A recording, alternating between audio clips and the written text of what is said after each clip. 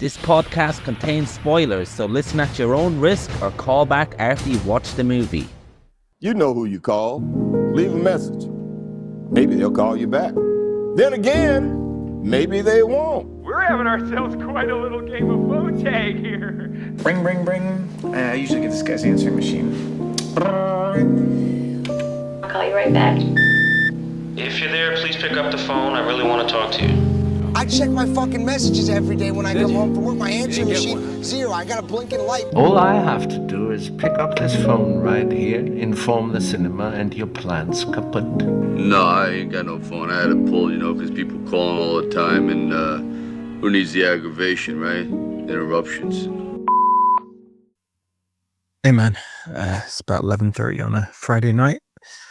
Just finished watching The Last Seduction, 1994 John Dahl movie, following on from our recent watches of Red Rock West and Kill Me Again. I thought it might be like getting down to the last of the John Dahls because, as we discussed, he kind of disappeared into TV land at some point, and now he just pretty much exclusively does TV episodes. But actually looking at his filmography there are still a few that I haven't seen. This is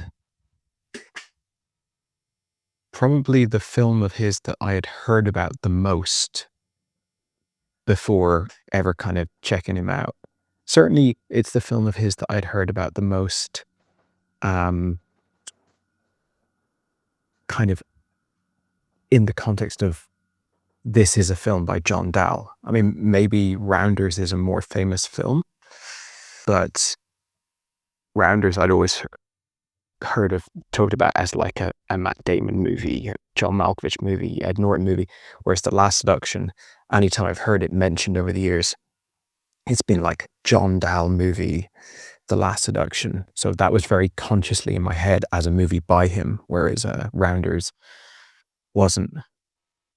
I think just sort of like imagining how things probably went down, Kill Me Again was, I think, a pretty small release. I mean, all of his films are small, but Kill Me Again, I think, was probably, I imagine, a film that even the year that it came out, a lot of people would have missed it. Then Red Rock West, bigger cast, or more high profile cast, still probably an underseen movie, but yeah, I think at least film buffs at the time probably would have been pretty conscious of him. And then Last Seduction feels like it was like the end of his series of neo-noir movies that he came out with. I assumed it was written by him because it's so his interests, but turns out, looking on Wikipedia there, it's not actually. Red Rock West and Kill Me Again are written by him, but this film isn't. It is definitely a departure from those two films. Those two films are very kind of desert set and very, set away from the big city, or certainly like the kind of coastal big cities, whereas this film starts in New York. It's the characters they're not like ranch hands or things like that. They're office workers, which is a big departure from the types of worlds he likes to set his movies in, or at least set the two movies before this in. Now it does have a dive bar pretty prominently, and it's got definitely like plenty in common with Red Rock West and Kill Me Again, but does feel a bit different. I actually thought as I watched it, the writing is a bit of a step down from Red Rock West, which is the one directly before it. So now learning that it's not written by him is interesting. Kind of tracks, but at the same time, it's a nice pairing of script and director. I suppose the way in which it's inferior to Red Rock is when we talked about Red Rock, we kept on coming back to like how tight it is, how much it makes sense. Like everything in the movie you buy because they've sort of done the work to justify that everyone's actions and the cause and effect of the whole thing. Whereas in this film, you get like several instances of, you know, Bill Pullman being able to guess the name that she's assumed, things that are just like, that isn't realistic. But personally, I go with it because it's a movie, and I look at neo-noirs as being very much in conversation with film noirs, and therefore in conversation with the golden age of Hollywood, and things like moments like that are like just don't follow any real world logic. If you're thinking of it in more of old school Hollywood terms, then for me personally, if it's done in a charming way, and I don't want to say done with a wink, because it's not that you're supposed to think that it's not meta or something, but it is still like it's spirited or something. I don't know. It just, there's things that are not realistic in this movie that I go, yeah, but that's fun, and there's a pop to it, so it's fine in the movie. And I suppose the other thing, and this I would credit Dahl largely for this, because as much as the cast are brilliant, I think the script, if you forgive it those few leaps of logic, it is also a really good script. I mean, it's a lot of clever stuff in it, and a lot of razor sharp dialogue in it. It was absolutely stacked with brilliant lines. But I remember early in the movie where Peter Berg is trying to charm Linda Fiorentina, or trying to pick her up at the bar, and she's like trying to get rid of me. It's like, but I haven't finished charming you yet. She's like, you haven't started. It's just like loads of classic old school Hollywood bits of riffing that I really like. But the thing that Dahl brings to it, I think that I can see quite clearly, having watched a few of his movies in quick succession, is he really spends a lot of time making sure that the characters work and feel like real people and are believable. Of course, the acting helps, but that's in the casting as well. Like this, I mean, I've actually always found Peter Berg a bit grating. I like some of his work as an actor and as a director, and I know he was instrumental in Friday Night Lights, which is one of my favorite TV shows. And I think he did Lone Survivor. Maybe he's done a few decent movies, but there's just something about his energy that I've never liked, and I really liked him in this movie. And it's such a tropey character, the kind of like love-struck, dumb, like, you know, the guy who's just too innocent, and he's just instantly manipulatable by the femme fatale. That character could just be, especially if the character is occupying this amount of the movie, that could be a really annoying character that just you're just like, come on, man, put it together. But combination of Peter Berg and I think the filmmaking in general, John Dahl sort of trademark making sure that every character gets well delivered in the film. I'd say the same about Bill Nunn's character, the first private detective that she kills by just like crashing the car in a very clever, elaborate scene. Like, he delivers a brilliant performance, and he's always great in movies, but like I've never seen him do anything like this.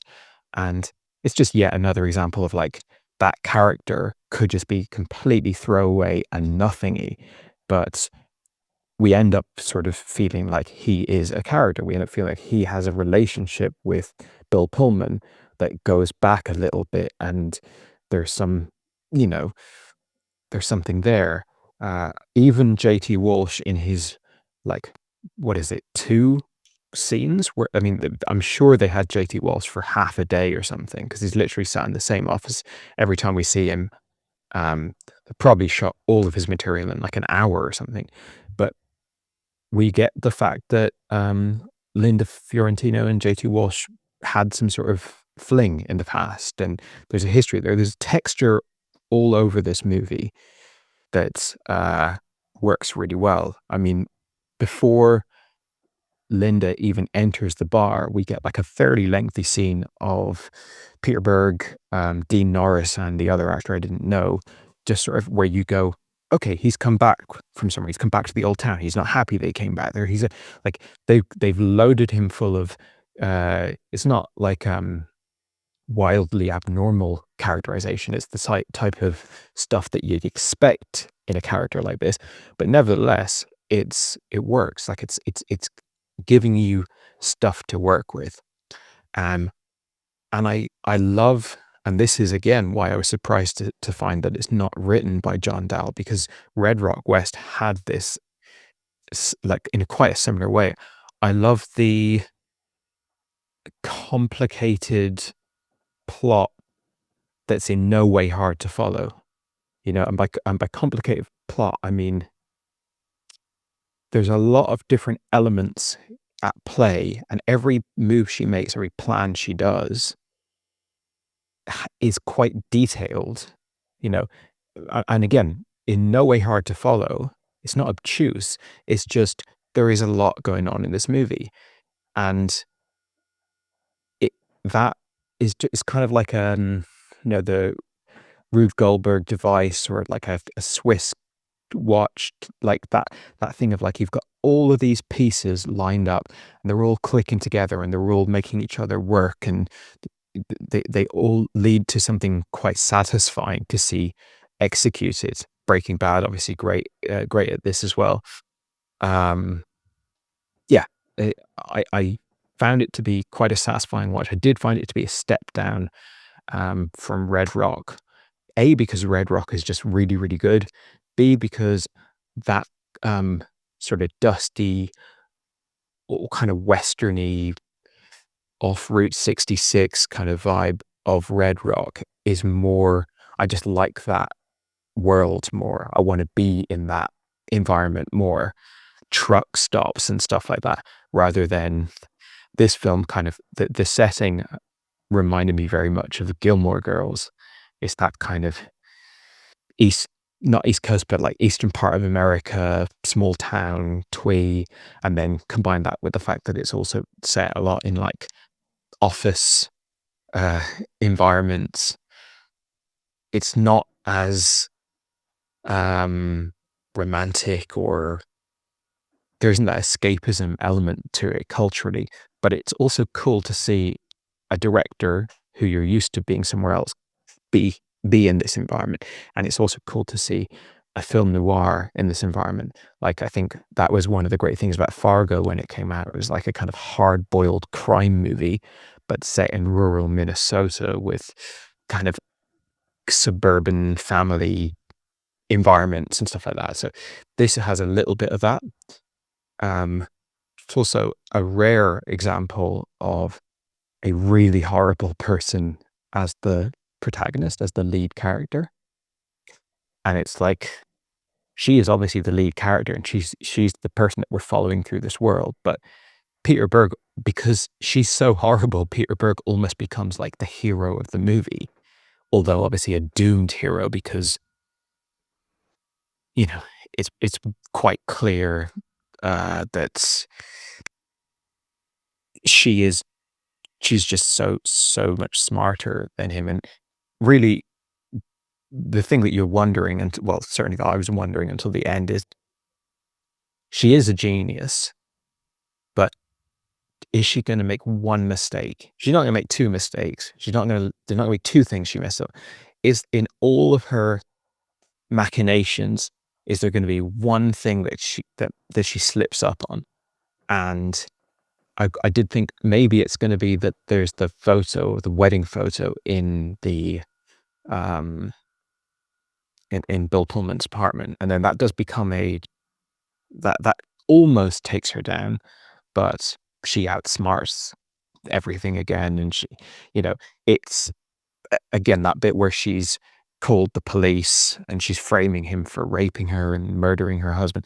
That is one of the maybe 5 or so times in the movie where I'm like, yeah, it's a bit contrived, it's a bit too neat, and it's the type of thing that probably drops it down a bit from Red Rock West. Although, like I said, I wasn't massively bothered by that stuff, but it's ideally they'd come up with something more clever. But anyway, that doesn't take her down, and then at the end of the movie we get this, like, again, suggestion of maybe there's going to be one little detail that she didn't think of that takes her down. But of course, we immediately see that she's thought of that and she's taken the name tag off the mailbox and she's burning it in her limousine, which makes it a rare movie. And I've got a feeling we watched one recently, and when we watched it, I was like, I can't think of many others like this, if any. I can't remember what that movie was now, and this is my memory that, like, when I say that something is rare, I'd second guess myself because maybe I think it's rare, but I've actually been seeing it constantly and forgetting about it. But this feels like a rare occurrence of a horrible person in the lead role. It was In the Company of Men, right? In the Company of Men and The Last Seduction are films where you have a pretty despicable central character who completely gets away with it at the end. And not just at the end, but at every turn throughout the movie. And that's just the plot. That's the movie. I mean, that shouldn't be so unusual, because in real life, you know, very often people do bad things and they get away with it. You know, it might not be as cinematic as this, but they're just doing smaller scale or even larger scale bad things. But people doing, like, bad behavior goes unpunished a hell of a lot in the real world. So it's weird how rare it is in cinema. I don't think it's weird that it's the minority. It wouldn't be weird for it to be the minority of movies, because, you know, we go to movies to have a good time, to escape, to, you know, maybe like watch something that's aspiring to a better life or whatever.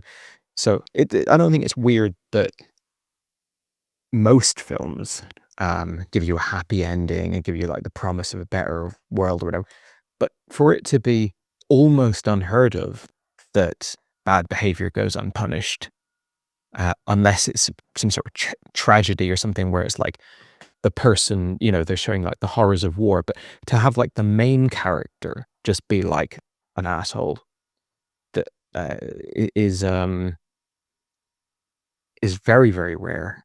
We discussed In the Company of Men, I think we were saying how he's such a prick, but he's so charming in that he's just so good at delivering his lines. I'm talking about Aaron Eckhart here, but also the character is so good at delivering his spiel, such a, like, commanding presence, that even though he's just a complete asshole, he's sort of charming you as well in terms of his magnetic aura.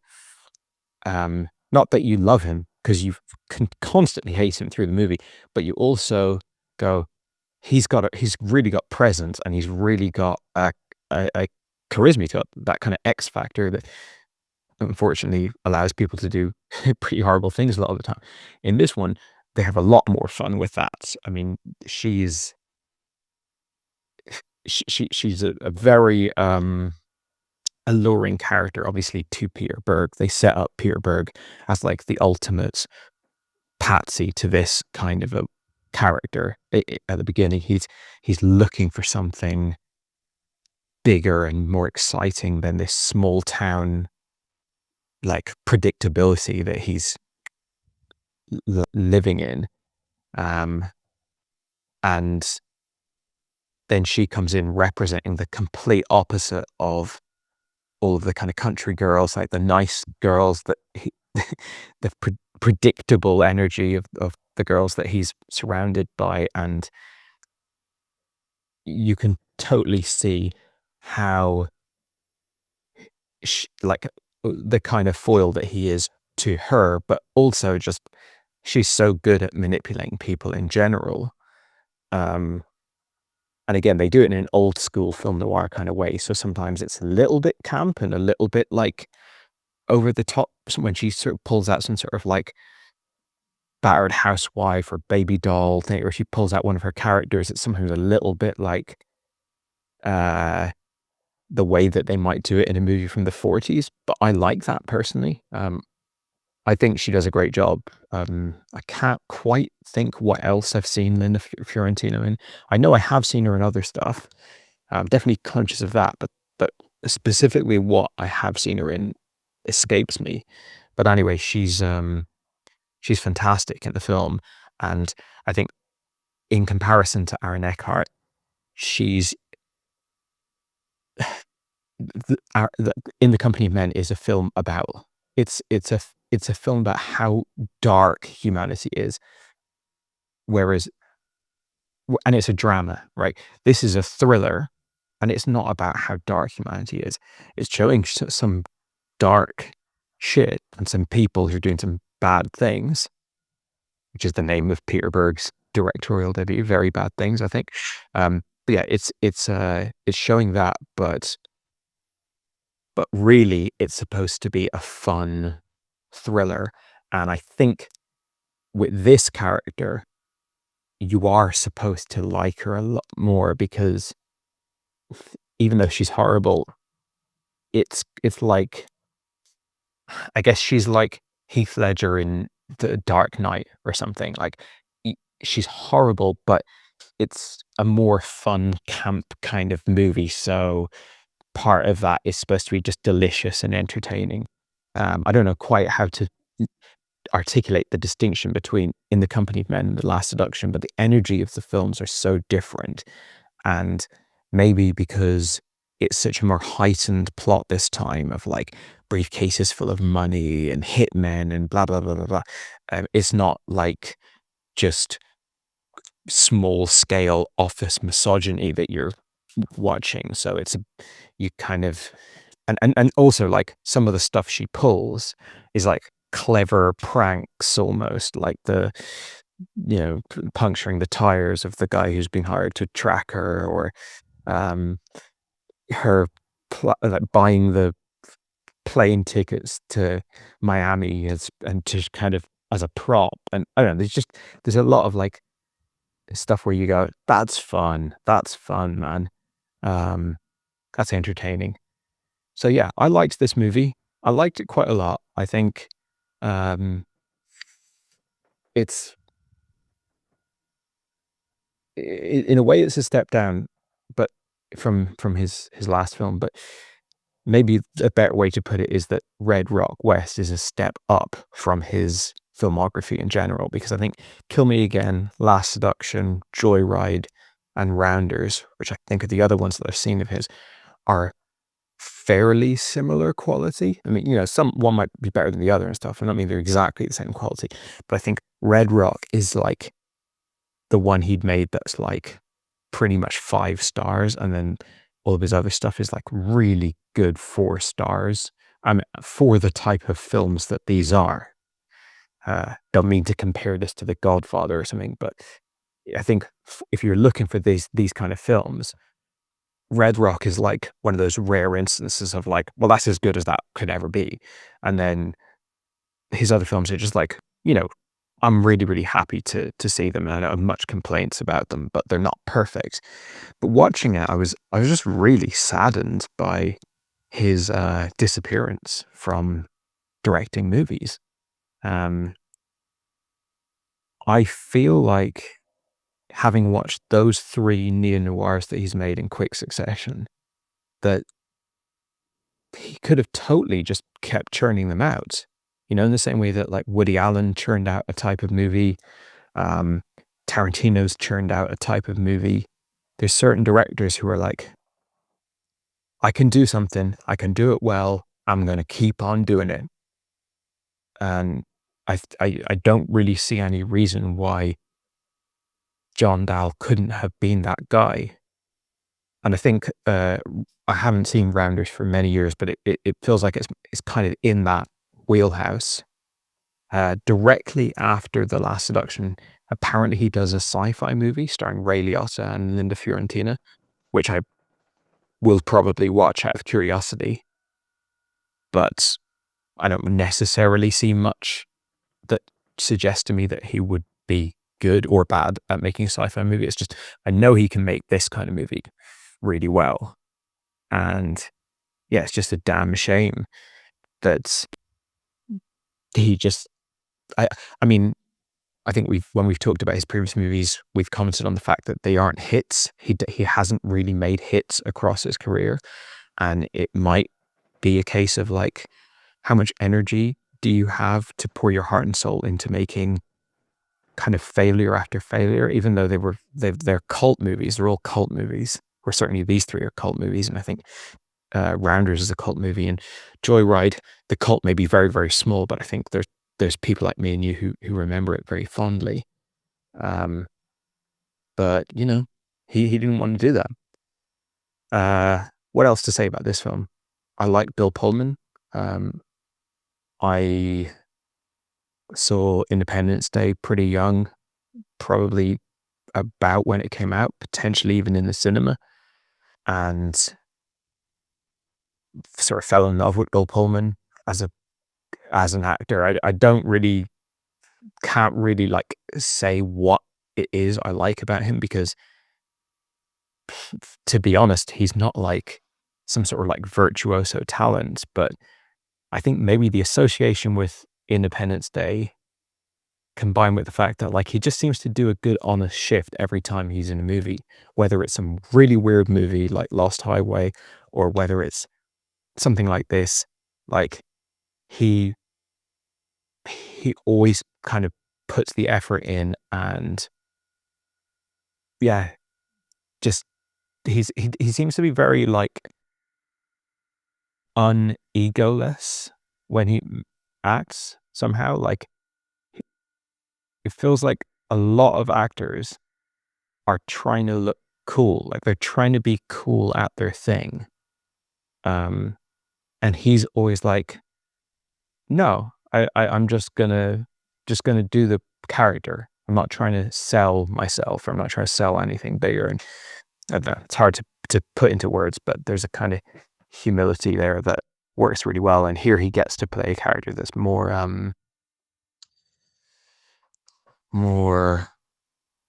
well, I guess for starters, he's a bit vicious. He's corrupt. He's dodgy.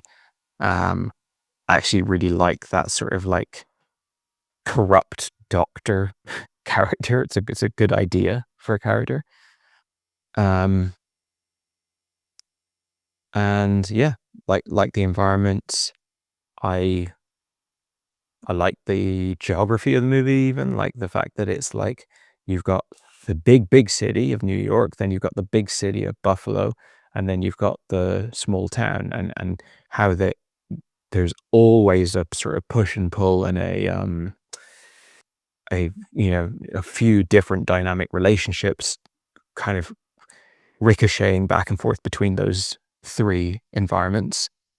I like the fact that she's initially completely out on her own, like out on the lam, like he doesn't have a clue where she is. Then Bill Pullman locates her again through pretty dubious methodology of guessing her name. But then it's not like then it's just like a foot race at that point. It's like, no, he's located her, but we're not completely job done here. There's still a it's not completely game over. Like she can still, she's down in her town, he's up in New York. There's still some negotiation to be done. Obviously he wants the money back. And yeah, I kind of like the way in which this film sort of gradually moves towards its conclusion. You know, it starts in one room, all the money in the room, her and Bill Pullman. It spreads out, we get more characters involved, everything like that. And then it has to, you know, gradually contract back into that, you know, reaching ahead between those characters again. And yeah, I reckon you probably like this as well.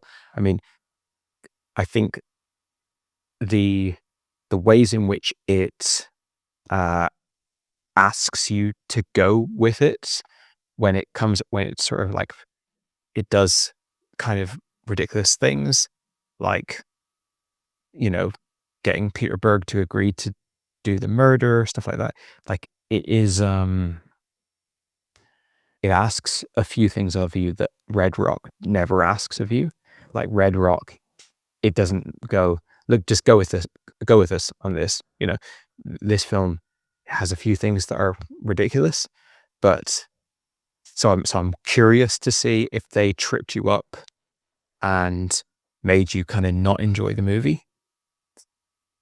But yeah, for me, I'm still like very much on Team Dahl, and now I'm sort of thinking, you know, when you get to that point with the director and you're like, well, I've seen the majority of the films that he's directed now.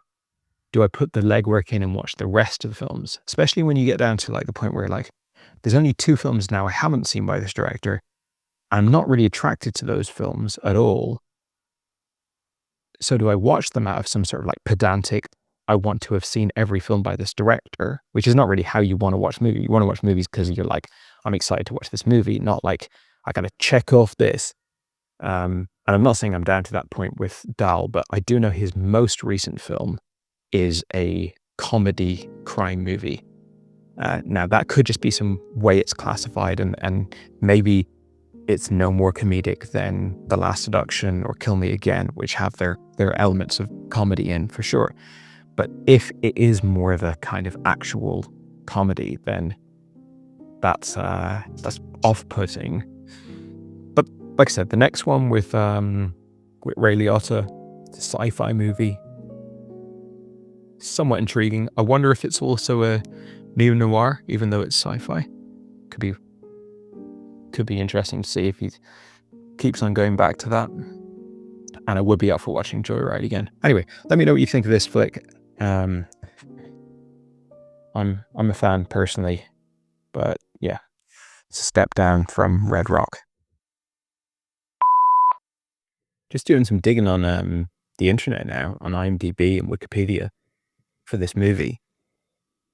The writer of The Last Seduction, I want some more information on this because this is a bit of a weird career. So apparently he was a telemarketer when he wrote the script for The Last Seduction. He writes The Last Seduction. It's the only movie ever that he's been the sole writer on. Right, so that's already kind of strange in a way. Next thing is he's only written 3 movies, full stop. The Last Seduction, 1994. Next one, No Good Deed in 2002. And then the next one, Domino in 2005. That's his whole career. Three movies. No TV shows. No, wait, hang on. Is there TV shows? No, there's no TV shows. He's not a producer on anything. He's not, his entire filmography is 3 movies, one of which he wrote on his own, and then 2 that he's co-writer on. No Good Deed is the final movie by the director of the 70s version of Postman Always Rings Twice and 5 Easy Pieces, Bob Rafelson. So it's Sam Jackson, Stellan Skarsgård, Mila Jovovich. So that's his second movie, and then his third and final ever movie is Domino, the Tony Scott movie. And even more surprising to me is Domino is written by this guy, Steve Barnsick, who's the guy I'm talking about, and Richard Kelly. Richard Kelly being the writer-director of Donnie Darko, Southland Tales.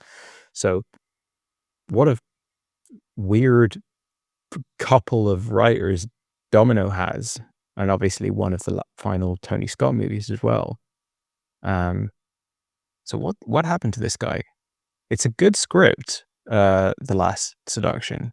I mean, well, I'll wait for you to weigh in because maybe you feel differently, but I think there's a lot to admire there. Certainly as a debut script, you can see, you'd see this and you'd be like, well, this guy's probably gone on to write loads of movies. If he likes sort of writing pretty sort of formulaic, generic stuff, but putting a bit of sauce onto it, like he's right at home in Hollywood. But no, 3 movies ever, and only this one did he write on his own. Then like the other 2, who knows if he how involved he was? He could have just been brought in to punch them up or something.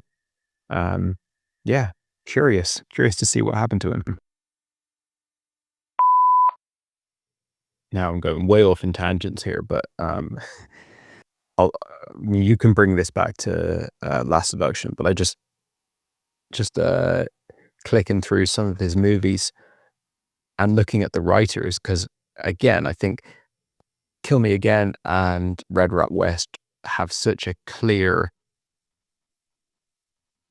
screenwriting voice to then start making movies written by other people, and then in the case of The Last Seduction, written by someone who's, quite closely harmonizing with the things that you were already doing as a writer-director is interesting. So I'm seeing who else has written their movies, or his movies, and his final film, this sort of comedy crime movie, stars Ben Kingsley. It's called You Kill Me.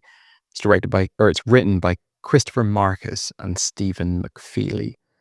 Now, never heard of them, who these people are, but as I'm wont to do, I'll click on them, check them out, see what they've been up to. And I click on Christopher Marcus and Stephen McFeely, and the first thing Wikipedia says is that McFeely and Marcus are the second and third most successful screenwriters of all time in terms of US box office receipts, with a shared total gross of over $12.3 billion. I mean, I think that instantly gives the game away of what franchise they're involved with. But yeah, they're like probably the main screenwriters across the MCU and the most popular MCU movies like the Avengers and Captain America and Thor and stuff like that. But yeah, it's just funny how like anonymous that franchise is in terms of like who's making it. Yes, there's been big famous directors, Kenneth Branagh and stuff like that, who've made movies, but it all just disappears into this like homogenized wash of MCU-ness. So I've stumbled upon this little kind of indie crime, maybe a bit more individualistic movie, and then I look at the writers and it's like they're literally the biggest writers of all time. There's I guess only one screenwriter in all of film history that's been more successful than them, yet nobody has heard of them. And I've seen a bunch of the movies that they've written, evidently, and not known their name, and also couldn't in any way tell you what their writing style is like beyond just they do the job that they're hired to do at the MCU. So like if I watch this film, You Kill Me Now, it's not like I'm gonna be like, yep, that's their style. But yeah, the MCU always mind-boggling to me, but yeah, completely off subject at this point.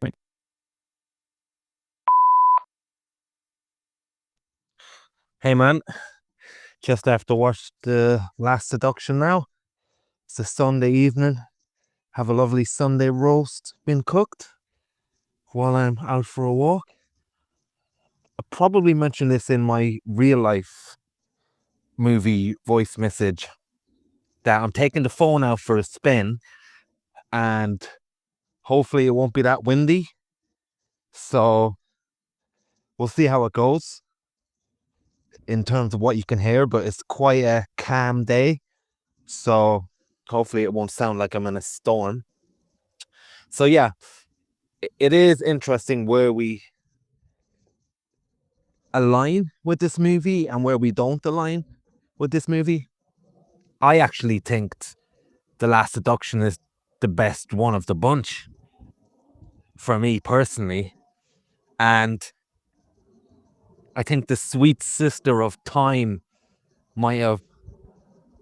It's a fucking plane flying over me now, but hopefully you can still hear what I'm saying. Yeah, but the Sweet Sister of Time seems to have, to my mind, erased all the contrivances we had to be okay with in Red Rock West that are equally present here, but for some reason I'm getting the impression you personally felt it was more contrivances in this. Not to make it a comparison of Red Rock West, which is a fantastic movie in its own right, but just to put it into perspective, in Red Rock West, you're asked to believe that a person shows up to a random town, gets mistaken for a hitman without so much of a background check based on a license plate, then proceeds to get chased away by the guy who's also the sheriff of the town.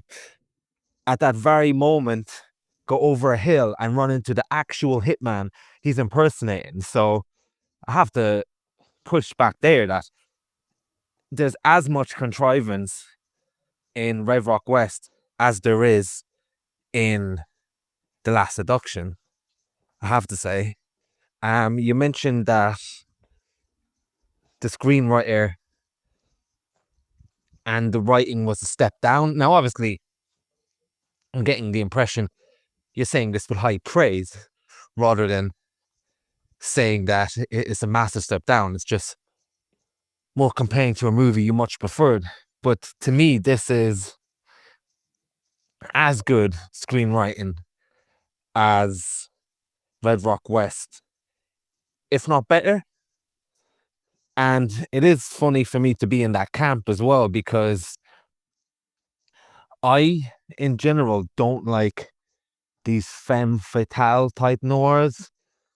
And at the top of my head now, I can't think of any. Isn't there Double Indemnity? There's that one, Sunset Boulevard. But I can't remember them very well. But I feel like it's quite common in femme fatale movies for the woman to get away in general. I might be wrong about that. My memory is against me. So that setup of the genre itself,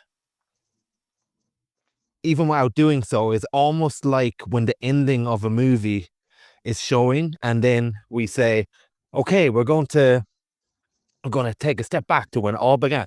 In fact, now that I think about it, that does happen in Sunset Boulevard, where the narrator wakes up in a pool. Again, memory's a bit hazy, so might be a completely different movie. But in this, it didn't have that problem for me. You mentioned this movie feels a bit different than other John Dahl movies in terms of the setting. I agree to an extent if you're just talking superficially and aesthetically. That's very true. But if we're talking about in terms of the feel and dynamic, it's kind of very similar and thematically very similar as well. I think Red Rock West is Nicolas Cage's character traveling from one place to the other, getting stuck in a place that he didn't intend to be.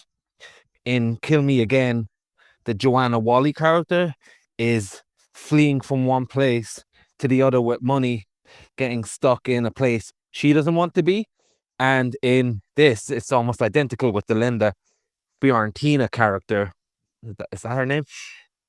Who is fleeing from one place to the other and gets stuck in a place that she doesn't want to be initially. So you can see why Dahl is very attracted to the screenplay, because it is very much in his wheelhouse. And it's also the case that a lot of these movies are fish out of water movies as well, where someone gets put into a position, have to assume another identity, like in Kill Me Again, where the Joanna Wally character, she wants to fake her own death and change her identity. And in this, then the Fiorentina changes her identity when she comes to the town. And then there is so many overlapping things for me in that way. And I think this is the best one where they made use of the fish out of water and in a different town, because obviously she goes to New York, from New York to this town in the middle of nowhere, that it's more like the Americans' version of Tulla. It's not so much remote Hickville, at least by Ireland standards, but it is this town you get the impression that people get stuck in and people basically drive through as a way to go and refuel.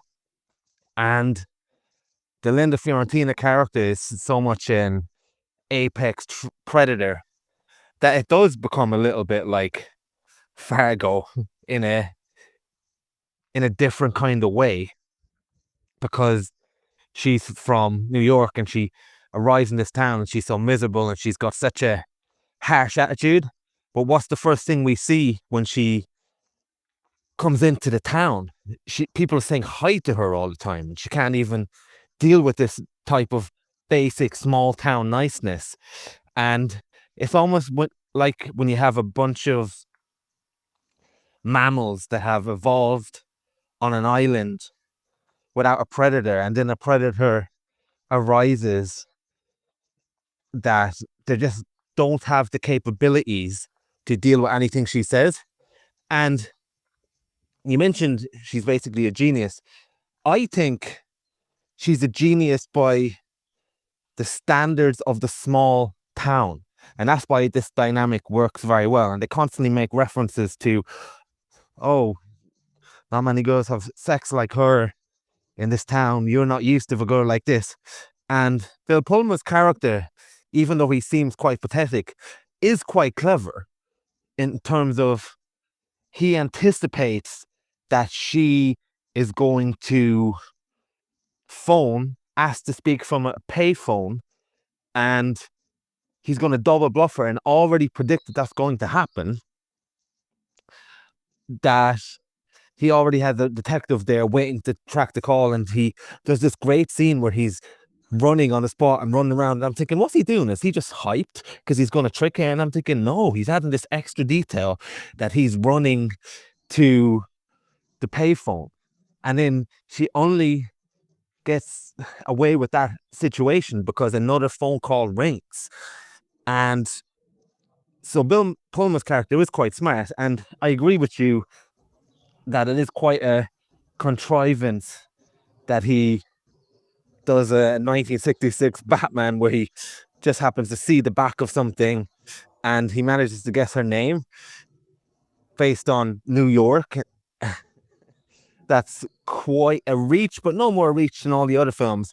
But if we're to take the reach aside, then we're meant to take it as it is, that this character is really clever and he is quite a formidable foe as well, and really smart. And he even hires a detective to track her down, and he manages to figure out, and then after that detective dies, he hires a local fella who's just going to tailor. So he does have a lot of answers for the Wendy character as well. So I really like that dynamic, that the town isn't ready for something like this. And they even do a great version of when Steve Buscemi shows up in Fargo, and where the locals can't describe Steve Buscemi, so they say, oh, he's a funny fella, like, just very funny. And in this, when the detective turns up, this like small town racism that's just dropped in there, which is fantastic. When the townspeople are like, oh, a black guy showed up. Did you tell him he was black? And then the other worker immediately said, did you say about the black guy? And it's memorable to them because they don't see people like that all the time. And this continues to reinforce the town versus city dynamic. And we just get a whole undercurrent of that makes everything completely work. Incidentally, by the way, I think the opening scene where we see Linda Fiorentina, I hope that's the name, and Bill Pullman, she's this kick-ass, badass woman at work. And we get this scene of Bill Pullman looking quite dweeby, which I believe was the same bridge underpass that we saw in Fisher King when Jeff Bridges is thinking of killing himself, if I'm not mistaken. And so we get the dynamic that he's seen as quite a pathetic character and she's seen quite as a badass woman in control. And then we immediately see them in the home together and Bill Pullman can just smack her and basically has the strength over her. So no matter how clever she is, in a physical sense, she's outmatched. So you mentioned In the Company of Men, there's this whole thing of, which I spoke of, toxic masculinity. This is a great example of toxic femininity, a very fun way and a very way that I enjoyed very much so. But I think it's important to establish early on in that scene where she gets smacked that all her power is being taken away from her when she tries to match men at their own game. She can just get walloped and then there's no real retort she can do to this. So the way she goes around almost a praying mantis, using her sexuality and using the fact that men will believe women if they play a certain role, I thought that was really good and really important for the psychology and the believability for what we see here. Now, I might have an extreme example of this, and you mentioned that it was a bit campy and quite unbelievable, but just even going into my ex, I remember one time she attacked me with scissors and people ran into the room and she had a bruise from falling over a few days before and she pointed to the bruise and instead I attacked her. So there is lots of examples out there. And just another example of a separate woman, my housemate was having trouble with this woman and he asked her to leave. And then she goes outside and I'm coming home and then she's just outside the door and she says she wants to get into the house. And I obviously ring my housemate, say, oh, your girlfriend or ex-girlfriend is home. And he said he didn't want to see her. And then she immediately, it was quite interesting, switches her demeanor and starts playing helpless and says, oh, but you wouldn't want me to be out here in this late at night in Croydon by myself. I should come up. And then, you know, you're being played, but there is a point to it as well where, okay, if I'm wrong about this, then there is a chance that could happen because there is a certain type of vulnerability that a woman would be if she's left out, especially in that neighborhood. So I brought her into the hall downstairs, and even in that instance, I knew I was being manipulated, and it was really fascinating to see someone switch how they feel in that moment. So I've seen lots of instances where I've seen someone turn it on in that way. So in this movie, for me, the psychology on how that has been used is quite accurate. And without getting too deep, of course, because I feel like this is in a very fun way. We saw Trap a while ago, and it was very much so, I'm on the side of the serial killer because it's just so much fun seeing him at work and seeing him try to get away with things. So the fact that she's doing these ploys and runs away with the money initially, and I felt like I was one step ahead of her, but I presume the movie wants you to know that for your own enjoyment and just to watch her performance. And obviously she thrives in the small town to begin with because she's already got a really good job in the town after being there for a week. She's already got a house there, and she's very self-sufficient and an apex predator, as I mentioned. So I really liked her cogs and how she psychologically manipulated these people in the same way that I liked Josh Hartnett looking at something and coming up with a reason for why he's going to do that. And I mentioned the psychological reason why her femininity is so important in this movie, where she gets punched by Bill Pullman early on in the movie. I feel like, and I agree with you, that the character of Peter Berg, who looks like the leftover parts of Ethan Hawke in this movie, I didn't realize that he was the director, Peter Berg, until after this. Really like him as a director. I think that character can be grating, where you're like, come on, man. Jesus Christ, can't you see a fucking 5 steps ahead or 1 step ahead that you're just really getting played? And what's great about his performance is he constantly does see through it. And he often says, well, you know, if I'm going to kill someone for you, I don't want to be with you. And if you're the type of person who's expects this from me, then I'm not going to do it.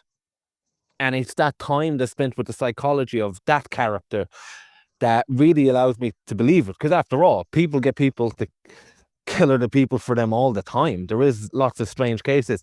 And the script and the movie itself does allow me to believe that he would do it. And I think a lot of time is spent with him debating and going further into her web and being manipulated by sex. And I think the thing that works the most for the believability of that character is that he's already made the grand statement to leave town and he failed.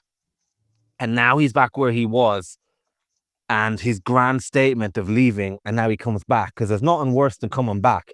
I remember when I made my first attempt to go to London when I was quite young at 18. I lasted 3 months, just went out drinking and done all sorts, and my money was gone, and I came back 3 months later. And there's a level of shame to it, and there's a level to that the dream and the thing that was going to make you escape this place has failed. And now what do you do? And I think the point that we are visited by Peter Berg in that state of his life is a powerful tool for explaining everything he does in this movie, if we want to go with it. And we see him in the bar to begin with. He's with his friends, the same bar. He's already bored with the women in his small town. He already feels like a failure. A really dark secret, which turns out to be a very dark secret anyway, is revealed about what actually happened in Buffalo regarding his marriage and things like that. And yeah, so we see him just basically stranded in this place, and he's immediately attracted to the Linda Fiorentina character because she's new, she's exciting.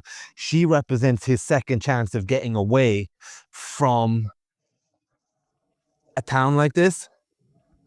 And so it is quite believable that he keeps being pulled back to her, and he keeps going further and further along the treacherous path. And obviously there's that type of thing where people feel like they're in it together, they're more likely to do it.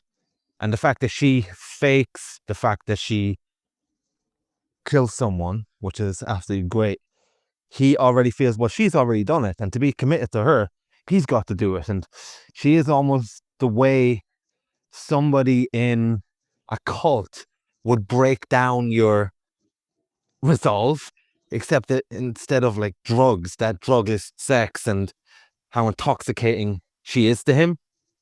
And the fact that she says she's done it, and she really does things in very subtle ways to manipulate the characters. Obviously, he brings her drunk in one scene, and she gets crucial information from every character to figure out what's the key thing that will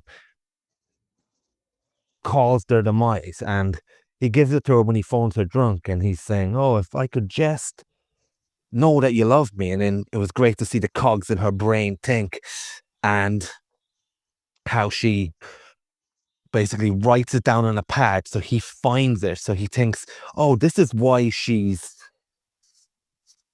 holding back her emotion. She just doesn't want to express it, and that's quite believable for him to fall for that. And especially early on in the bar, when she is almost going through the roles she can play. Oh, she goes through a scenario and she says, oh, is that what you want to hear? So she's playing with him all the time.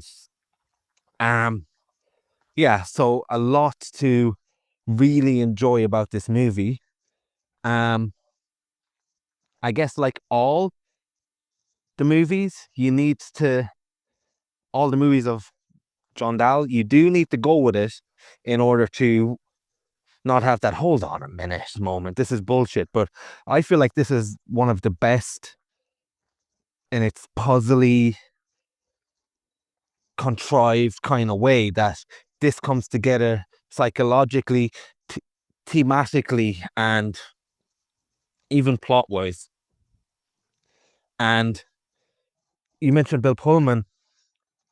Is it because he was imprinted on us as president from an early age that we like him? I don't know. I like him too, and I wouldn't exactly say he's an amazing actor, but you're right. He does commit to the role without being worried about looking cool. And the other thing I really appreciate about him as well is that he adds a kind of decency to anything I've seen him in. And even when he is playing such a loser in this, there's something that he manages to tap into that you think, maybe this guy is a decent guy. This guy's all right. Even when he's president, there's a certain level of decency where you're okay with him being our president. And I mean, I say our president, but from the movie's point of view, you're okay with him. He seems like a trustworthy guy. So when he's playing someone that's untrustworthy in this, it's a nice little wrinkle that he has a likability to him. And the other thing as well, when the Peter Burke character breaks into the house or the flat of Bill Pullman, I love how Bill Pullman played that, where he thinks he has all the answers and he's saying, okay, I've got no drugs, I've got nothing here, and he's very calm about it. What, you want to tie me up? And then when he realizes that Linda Fiorentina has manipulated Peter Berg into basically trying to kill him, that's really good. And I think the rape scene, although you could agree, I could agree with you that, okay, she just happens to be on the phone, that's very tidy, but thematically it's fantastic. She has weaponized her vulnerability and his naivety throughout the whole movie, and by using sex. And at this point in the movie, she uses sex in a way of letting him think he's taking command and think he's finally taking charge and letting out his hate and being the one in control and not being naive. And she's fakely submitting to him, showing that she's vulnerable falsely. And then there's that ownership when it comes to sex that, oh, if I manage to dominate this woman sexually, then I can own her. That is what that final scene is about to me. She plays that. She plays on that role that sort of men think about, especially men who can't control women. She uses that as a tool as well, and which is very controversial and probably something that people wouldn't be able to handle in this day and age of movie making. It's just too raw and it's too much, and I would imagine, and it's also being used in a very pulpy way. Like, her performance is absolutely, like you said, alluring, and she just has this presence about her. I've seen her in Dogma, but I don't remember her having much in that. But then again, it is a Kevin Smith movie, and I don't mean that disparagingly. So yeah, that usage of that rape or that stage rape, shall we say, I thought was really good. And in terms of a femme fatale and a psychological thriller, I think that is a very brave move. What else? Yeah, I don't know if the director has just saw the Crying Game before this, but the revelation as well that, oh, she's the reason why Peter Berg's character left Buffalo and it was so horrible was that he married a man. Obviously, it's meant to be a transsexual or whatever the term is these days. That is very interesting in terms of the psychology, again, of the character and the shame. And again, Linda Fiorentina, she stages that fantastically as well. We're writing a fake letter from his wife saying she's moving to the town. So there is that collective shame of having sex with someone who's a man in a small town that would hit completely different to when it would in the city. So there is that great usage of the mentality of the small town again, very late on in the movie. That just, for me, is the reason why I think it's the best use of the location and the divide between two different cultures, if you will, than any of the other movies. Not to pit them against each other, because I really liked Red Rock West as well. But just getting back to that point. But the movie almost uses it as oh my God, it was a man. You're married to a man. And they're not really interested in exploring it. They're more interested in just using it as a cheap twist. But in terms of the pulpy movie I'm watching, that was brilliant. Give me more. Give me all the schlock. But in terms of something interesting to explore, I almost wish it happened earlier in the movies. But yeah, I thought of this movie very highly, actually. It was a bit of my last message there that just fizzled on for about 20 seconds of silence. I don't know if you could hear it, but I was I couldn't turn off the off button to my message. So I was really panicking that just 28 minutes of fucking voice note were just down the pan. And it's been quite an emotional experience to just say all that. Not in a deep way, but just that was quite a lot to articulate and the pieces to put together. Just saying that again, this would be the end of me ever discussing that movie with you if it didn't save, but thankfully it has. Another plane over my head now, but that's fine. Yeah, that's quite bizarre about the screenwriters. When you were mentioning the screenwriter of The Last Seduction, I did think of Richard, is it E. Kelly or is that let's say Richard Kelly, because I think Richard E. Kelly is the TV guy. It did remind me a little bit of him, because I went down a bit of rabbit hole with Donnie Darko the other day. Actually, we had a Maggie Gyllenhaal Cinematrix puzzle, what movie she was in, and I remembered Donnie Darko that she was in, but of course that didn't count. So then went down a rabbit hole after that of the director of Donnie Darko, and apparently he's talked to James Cameron lately, and apparently they're thinking of doing some epic Donnie Darko. But then I started looking, and he's another guy, these guys like John Dahl or the screenwriter of this, and people like Richard Kelly, that they're just really unique voices that didn't get the backing of someone like Nolan maybe, or didn't get the championing like Quentin Tarantino, but they're very good to the filmography of cinema, for me anyway, because these John Dahl movies have been a breath of fresh air. They've been very good. And so if I go by his whole filmography that I have seen, he probably has a higher ratio of maybe even a lot of my favorite directors for movies I've really enjoyed. Maybe not my favorite, but just directors that I really like. He's probably got a much higher ratio because I've had fun with all of these movies. Yeah, I would definitely give Joyride a try as well.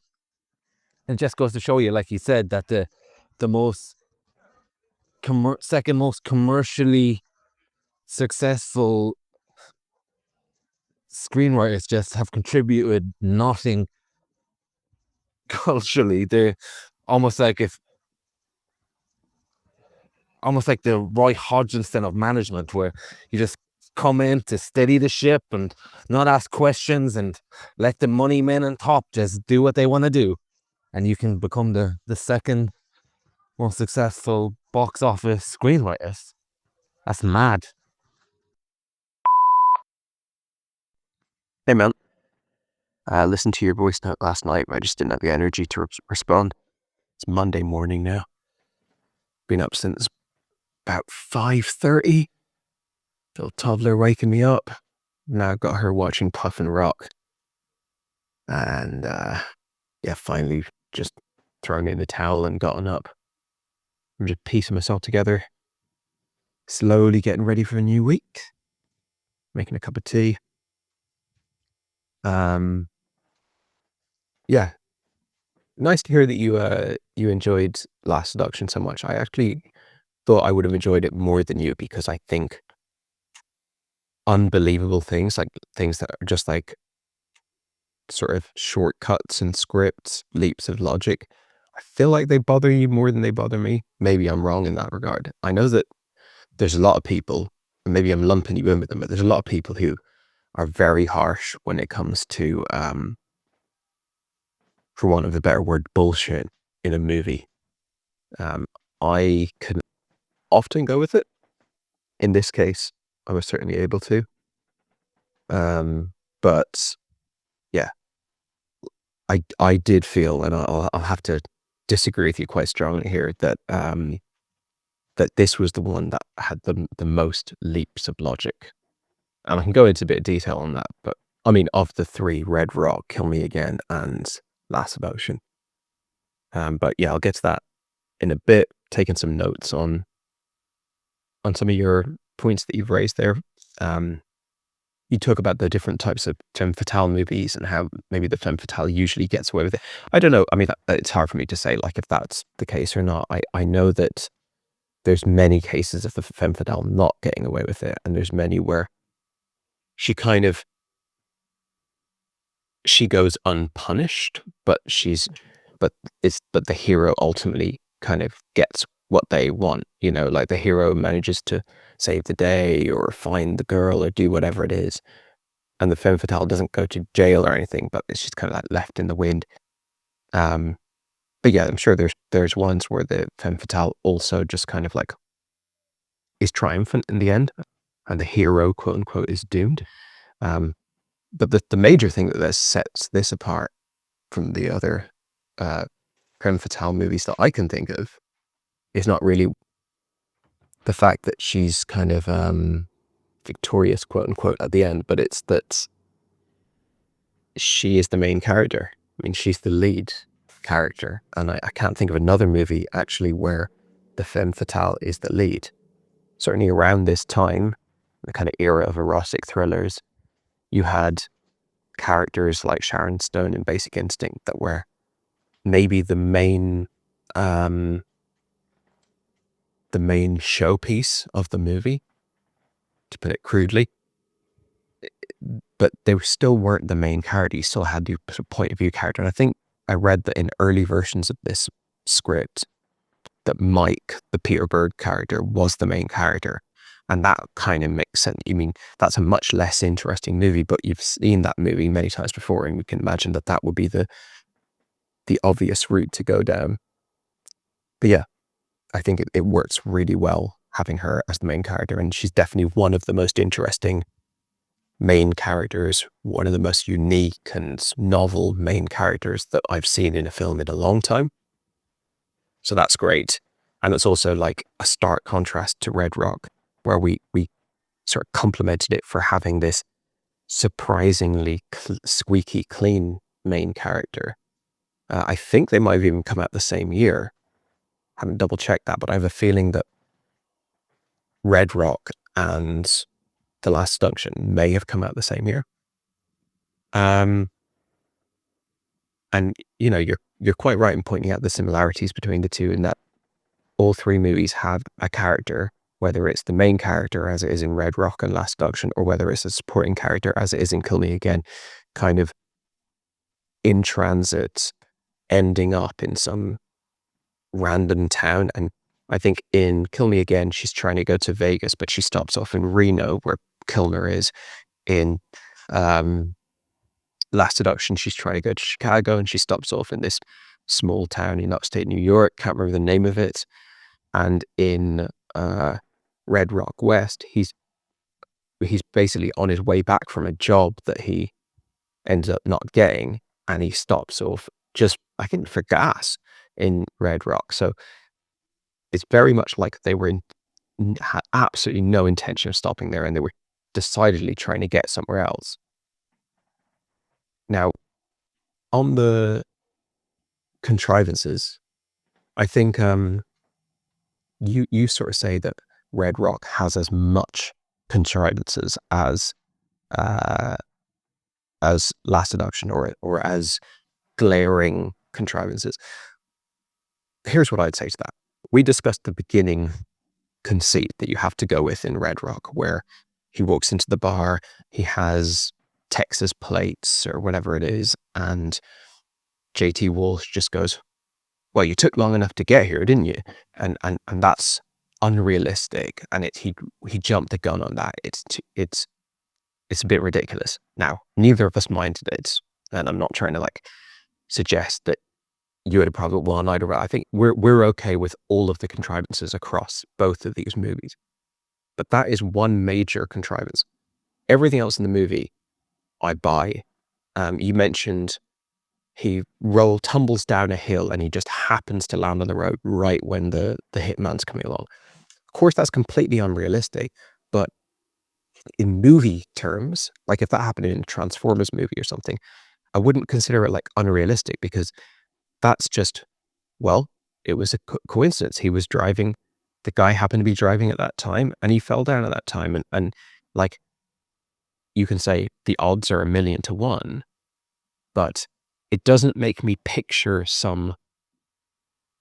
it doesn't make me go, but wait, that would mean that this would have to have happened. And those are the contrivances that are a bit more glaring to me. Like, for example, in The Last Seduction, she calls the house eventually after who knows how long, might be weeks, might be months, and Bill Nunn and Bill Pullman are just sat there at the phones, headphones on, ready to trace the call. That makes me picture them sitting there for weeks like that, stakeout mode. Things like that, right? The way that she convinces him to go along with it. No, I don't mean the final gambit that she pulls with the trans thing, but I mean more the initially when she's kind of talking around on it, it just doesn't really ring true. The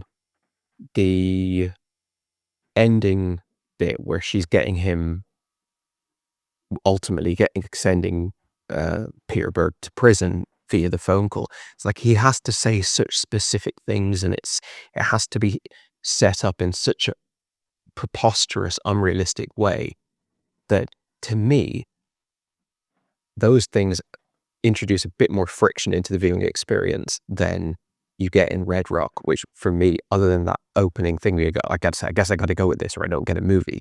It all kind of holds together like clockwork. I would like in Red Rock to something like Nightmare on Elm Street or something, where you have to accept the core conceit, which is unrealistic, but then ideally from that point on, people aren't running upstairs when they should be running out the front door, that kind of thing. You from there, at that point on, you sort of buy people's actions and stuff. But it's maybe we're splitting hairs, and the only reason I give it any kind of mileage and conversation whatsoever is because I I remember sort of commending him on his first two movies, and particularly Red Rock. It's so hard to say Red Rock Quest, but I remember commending him and going, this type of a film is usually like absolutely stacked full of completely ridiculous plot holes and conveniences, much like Trap was, which you referenced, the Shyamalan movie, which we both loved, but that was absolutely stacked full of conveniences. And when I watched Red Rock, I thought, this is one of the cleanest and leanest. This is one of the ones where they've sat down, they've really worked it all out. It's not like Chris Nolan distracting you away from the things that don't work. It's like, no, let's just work it all out. Let's get it all in ship shape. And when I watched this, I was like, okay, he's dropped the ball a little bit on some of these. These haven't met that John Dahl rigor. And then afterwards, when I found out it was written by someone else, that kind of tracked with what I had thought. So that's the sort of at the core of my observation here. However, I was also really surprised to find out that he didn't write it, because as you said, with the plot point of the person ending up in the small town and the noir thing, like, to be a pretty small town director and have a script by a nobody screenwriter that's so harmonious with the type of films that you want to make in general, just sort of fall into your lap, is very fortuitous. And it's a shame that it didn't continue to happen. Or again, we don't know the deal of why he became a TV director. His films seem to perpetually be unsuccessful, and so maybe it was just like one too many of that, and then he was just struggling to get, I suppose he probably reached a point in his career where it was like, look, we're not going to keep giving you money to do your own cool, interesting indie movies. You either start making blockbusters, or we're not giving you more money for what you actually want to do. And he was just like, nah, fuck it, I'm just gonna make TV, just gonna show up, clock in, clock out, do my job, get paid a lot of money, probably compared to what he would have been paid for this kind of thing. What else? I also spotted the Fisher King Bridge. In fact, I was watching it with my wife, and she was like, "Is that the bridge from the Fisher King?" Now, I haven't double checked it, but I'm pretty sure it is, which is a nice kind of callback to something that we'd watched recently. I agree that they definitely earn the idea that Peter Berg would go along with it eventually. And I'm not just talking about the trans thing, which is like the end move that she has to pull, but I'm less talking about that he would do the murder, because he ultimately doesn't do it, but that he would buy into her bullshit and keep on going back to drink from the well. Like that relationship, I wasn't expecting that relationship to be 90% of the movie, but it really is. Like, it's a really well executed dissection of manipulation, and I don't want to say Stockholm syndrome, but this kind of like toxic relationship where someone's holding someone captive and manipulating them and all that kind of stuff. And they do that so well. The actors kill it. The script kills it in terms of like so many little details of the manipulation, so many details of his journey and his back and forth.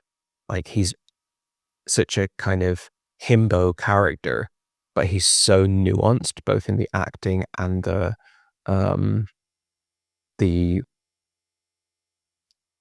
whole psychological journey as it's plotted out. I think that's fantastic, and I think it's a shame in a way, not to keep coming back to this, but that there are some bits that I don't buy, like Bill Pullman guessing that she's going to be called Wendy Croink, which isn't even New York backwards, because that's much lazier than some of the other stuff in the film, which is like really well earned. I also have that thing, same as you, and you're talking about your experience of like moving to London, then moving back home. I've done that a few times, not necessarily in London, but that thing of like heading off to the big city or the big wide open world, going traveling and leaving this dusty old town behind me, and then ending up back there. And I don't know how relatable that feeling is, like en masse. We can both relate to it. We're both from the sticks. We're both from where this film is set, or smaller even. So for us, the idea of being back in the old bar, the local bar, after having gotten out to something more exciting. I mean, he's only gone to Buffalo, but any upgrade is like you're out in the big states now. Like, to go back, that feeling is so relatable, and it's such a nice little ingredient in the film noir. Like, this film does a great job in just sort of setting up the stakes of every character in a really nice little way. And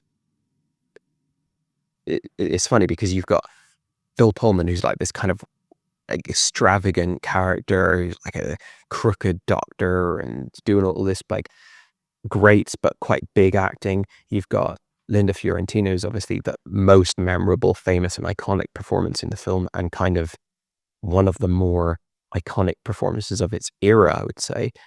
And then you've got Peter Berg, who I didn't even know was in the movie, and is like such a like foil, not just to Linda but to the movie. Like, he's so like a plastic bag being blown around in the wind in terms of how much control he had over it. But he is actually the best character in a way, in the sense of like Linda's just like always in control. She's always in one mode. No one ever gets the upper hand on her or anything. Mike, or Peter Berg, is the one that we see broken down. We see from all these different angles. We learn so much about him. Like, we learn nothing about Linda Fiorentina's character, her background, her life, like where's she coming from, her story, what formed her. Like, so much of the work in this film has to go into the characterization of Mike. And yeah, the film does an amazing job at it. And I think I would expect it to do a worse job than it does. And if it did a worse job than it did, I think the film would be much less enjoyable. Even all the ways that we've described, the way it's kind of like this sadistic joy of seeing her just be so good at being like a con man or whatever. You need the other party, the cons, to be well-rounded and well depicted to make that an enjoyable experience, or to make that something you can invest in.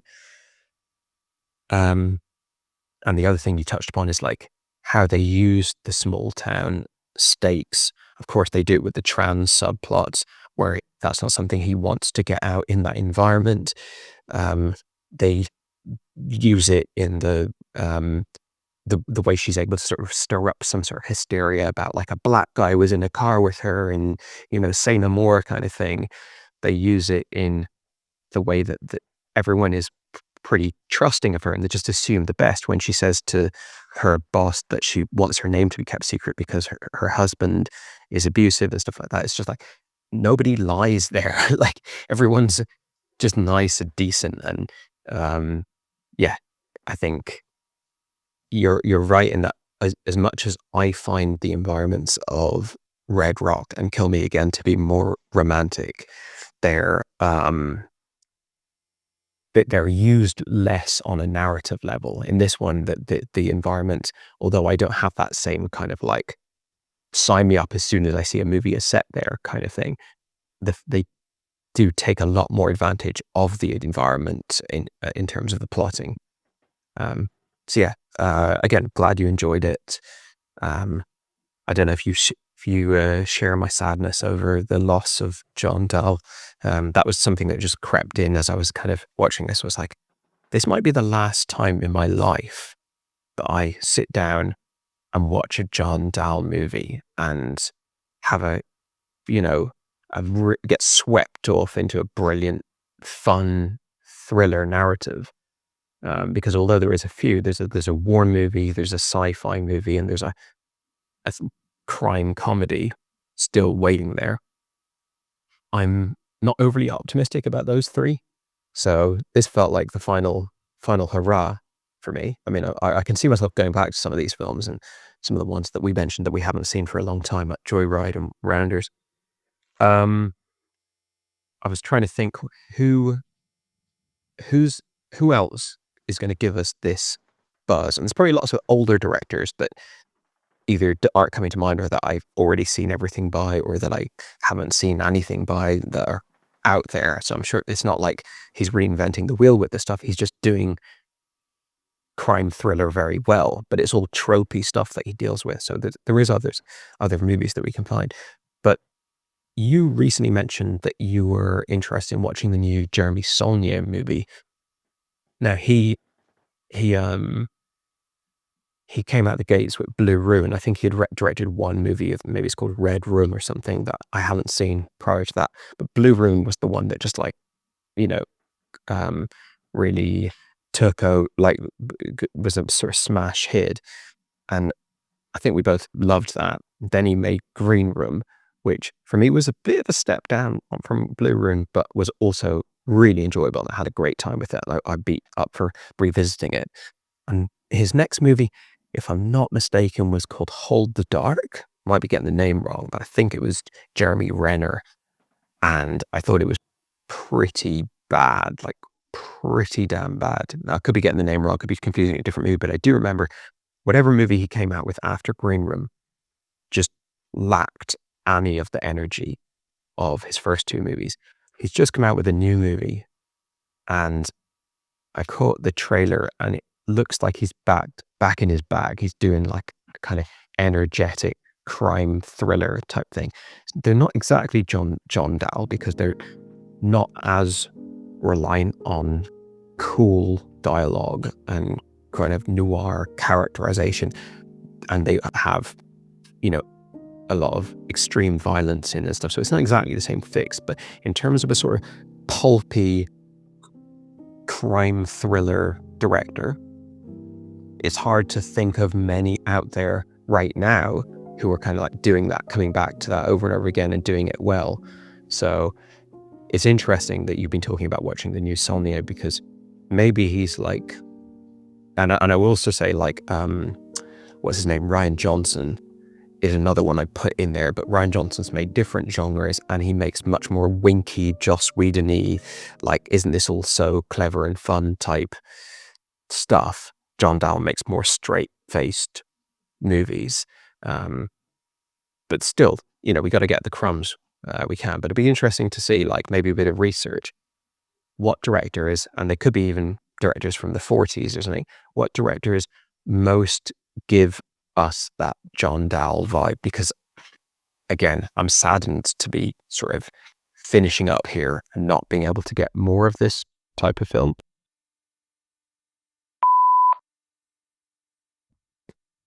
Hey man, just my lunchtime now, so I'll get back to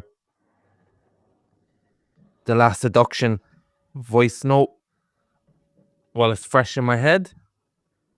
My cats have come out to greet me now, so I might be getting clawed at and attacked, but they do it for the love. So yeah, in a way we are splitting hairs in terms of contrivances, and that is a conversation in itself. Just to get back to a few of the things you said, I think with Red Rock West, and again, not to make a comparison, but it does lead to a few things regarding contrivances and how we feel about them in general, so I just want to cover it. There is the whole reoccurring contrivance in Red Rock West that every time he tries to leave town, there's someone going back into town, and he ends up going back into town at least 2 to 4 times because of people going in that direction and things happening. And you mentioned the fact that he runs into the hitman, and that's just something that you can buy happening in a movie. That still doesn't make it any less of a contrivance. It's just you've bought it within the logic of the movie, but it is a contrivance nonetheless. And the fact that he has to stay in town based on trying to leave so often, everything stops him from leaving. I didn't mind it. I'm just saying that there's so much contrivances to get him to stay in the town in order to continue a certain amount of drama. Now, you mentioned that when she finally calls, it's months later, and the detective and the Bill Pullman character are waiting around. I'm not sure if it is for months. I think it's weeks, because they mentioned that the loan shark is after him and he breaks a finger and a body part every time he doesn't pay each week. And he's only got 1 or 2 broken fingers. So at that stage, I think it's only a week or 2. But regardless of that, I also kind of buy that as well. And they are waiting around because I think it's 1 million has been stolen. I might be wrong about that. Maybe it's 800,000 or something like that. And the private detective has been promised half of that money.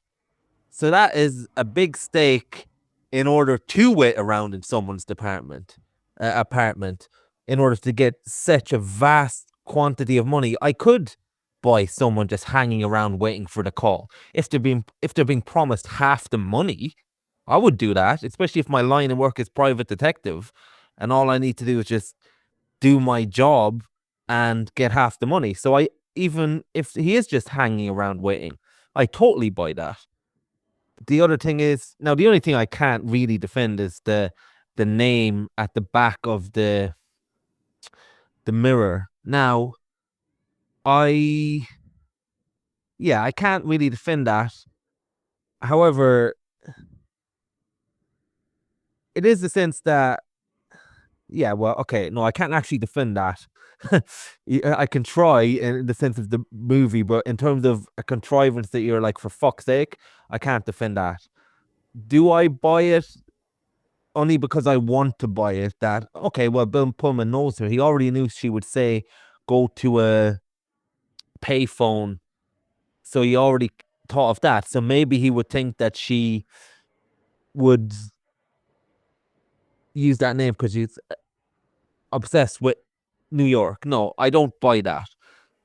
Maybe an extra scene would have helped with that, where she writes a lot of things backwards. That would have helped. That would have made me buy it. I think it needed that scene. And in terms of this scene at the end of the phone, where he has to say specific things to implicate himself, they are role-playing during sex. They are role-playing rape. They are role-playing saying certain things during a sexual encounter and playing a role.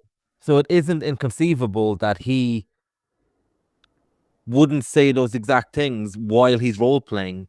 It's not just that he says these things and it's very obvious, oh, why is he saying these direct things that would implicate him? It's meant to be obvious because he's role-playing that level of character while having sex. And it is quite hard to give a David Mamet level dialogue while you're fucking someone. I don't know if you've ever role played during sex or whatever. It's not getting into that so much, but it is a bit on the nose because you've got your nut on. So the assignment was him to play that role while having sex. So it isn't inconceivable that he wouldn't say those things, because that's what happens during role play sometimes. It's not the best dialogue. It's basically the level of a porn dialogue during role play sometimes. But anyway, yeah, that was just the intro into what I was saying. It's funny that you think that I'm someone that has a problem with contrivances. Obviously, you're not painting me in that light in general, but just that I've got that reputation with you. You've actually got that reputation with me that I think you feel more strongly about contrivances. There's always that one that we talk about in The Dark Knight Rises, which I give an explanation to that maybe you're okay with finally. And well, I know a lot of the contrivances in that movie bothered you, but that's a completely different conversation.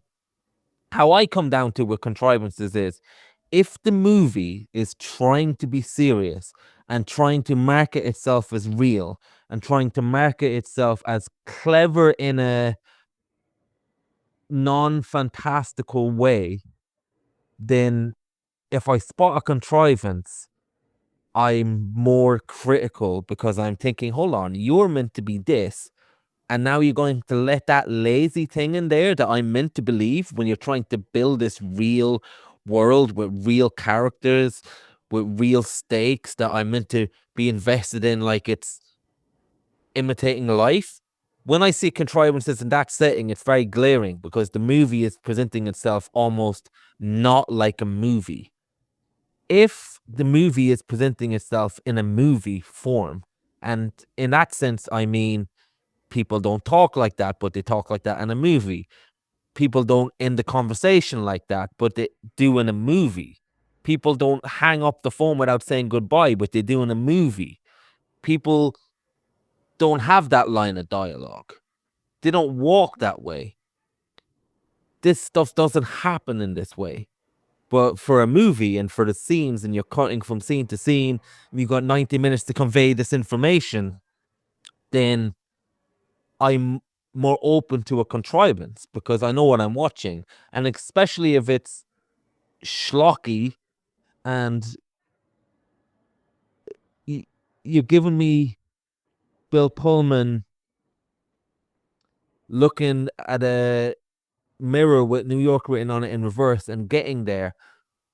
I could do a better version of that, but I'm not interested in his journey of trying to find her. I'm interested in other things that's going on. And I need him to find her anyway in order to set up all these other things that I'm going to get from that.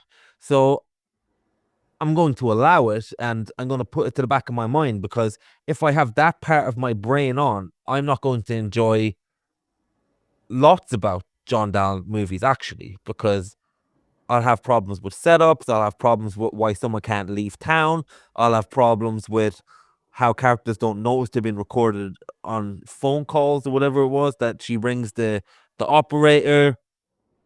I'm going to have problems with lots of stuff. But if I'm here to be entertained and I leave aside those things, because those contrivances do exist to give us and get us to the other moments. And if the other moments deliver, then I don't mind about the contrivances. If the other moments don't deliver and we get a contrivance, I'm much more critical of the contrivance, even in a movie type movie. So yeah, there is that. I'm trying to think what else she said now as well. Yeah, I also feel a sadness for John Dahl. I've thoroughly enjoyed Kill Me Again, Red Rock West. Last Seduction is my favorite one. And it is very sad that the journey ends here. Now, his last movie he made, the one from 2007, I think it is, or 2009, that's actually got good ratings. In my head, I feel like I'm less convinced, but maybe I shouldn't be, because if I include Rounders and Joyride, all these movies have been good. So maybe I shouldn't be dismissive of that. Maybe that is a very good movie as well. But maybe it's the fact that it's labeled as a comedy. I know The Last Seduction was originally intended as a dark comedy, but I feel like when something's pitched as a comedy, it can be iffy. Obviously, I haven't seen it yet, and it might be at something of the levels of Sneakers is a comedy, where it's mostly not, but we've got lots of funny moments. Or it could be too much the other way. I don't know, but maybe it's worth watching. Yeah, it is. It does feel like a voice has got swallowed up. A genre master, I would say. I'm certainly comfortable with saying that. He's got a beautiful eye for scenes. He's got a great eye for character. He knows how to do popcorn. And it is a shame that we're not seeing a director that we've just discovered now from the 70s or 80s, and we've got a whole career of this guy to follow, but it just ends and goes to TV land, where, as far as directors go, you're just part of the cog and you're part of the machine for the most part. I disagree with Rian Johnson, really. I don't like his movies very much for a while now. I don't like the Knife Out ones and things like that. I think he did that movie, that neo-noir in the high school with Gordon-Levitt. I might be wrong about that. That might be him. That name doesn't come to me now, but I really enjoyed that movie. But since then, I've had very diminishing terms with the guy. And just another point that you made as well about, which is a very good point, that it is different that the femme fatale is the main character. You're absolutely right about that. It's normally playing off someone who would be more traditionally in the role of the Peter Berg character. You are completely right about that. Even in things like Gone Girl, even though we're following her as the main character, we do have other people like the Ben Affleck character that's kind of like a lead as well. So it is very unique, and it's actually great that we get to see these type of movies where the lead character is pretty diabolical, but we're having fun watching it, and she gets away with it, and nobody's worried about the moral implications for the audience that they're spoon feeding. That, well, we need to show that saying stuff about sexual assault that doesn't happen is wrong. She needs to be punished for that.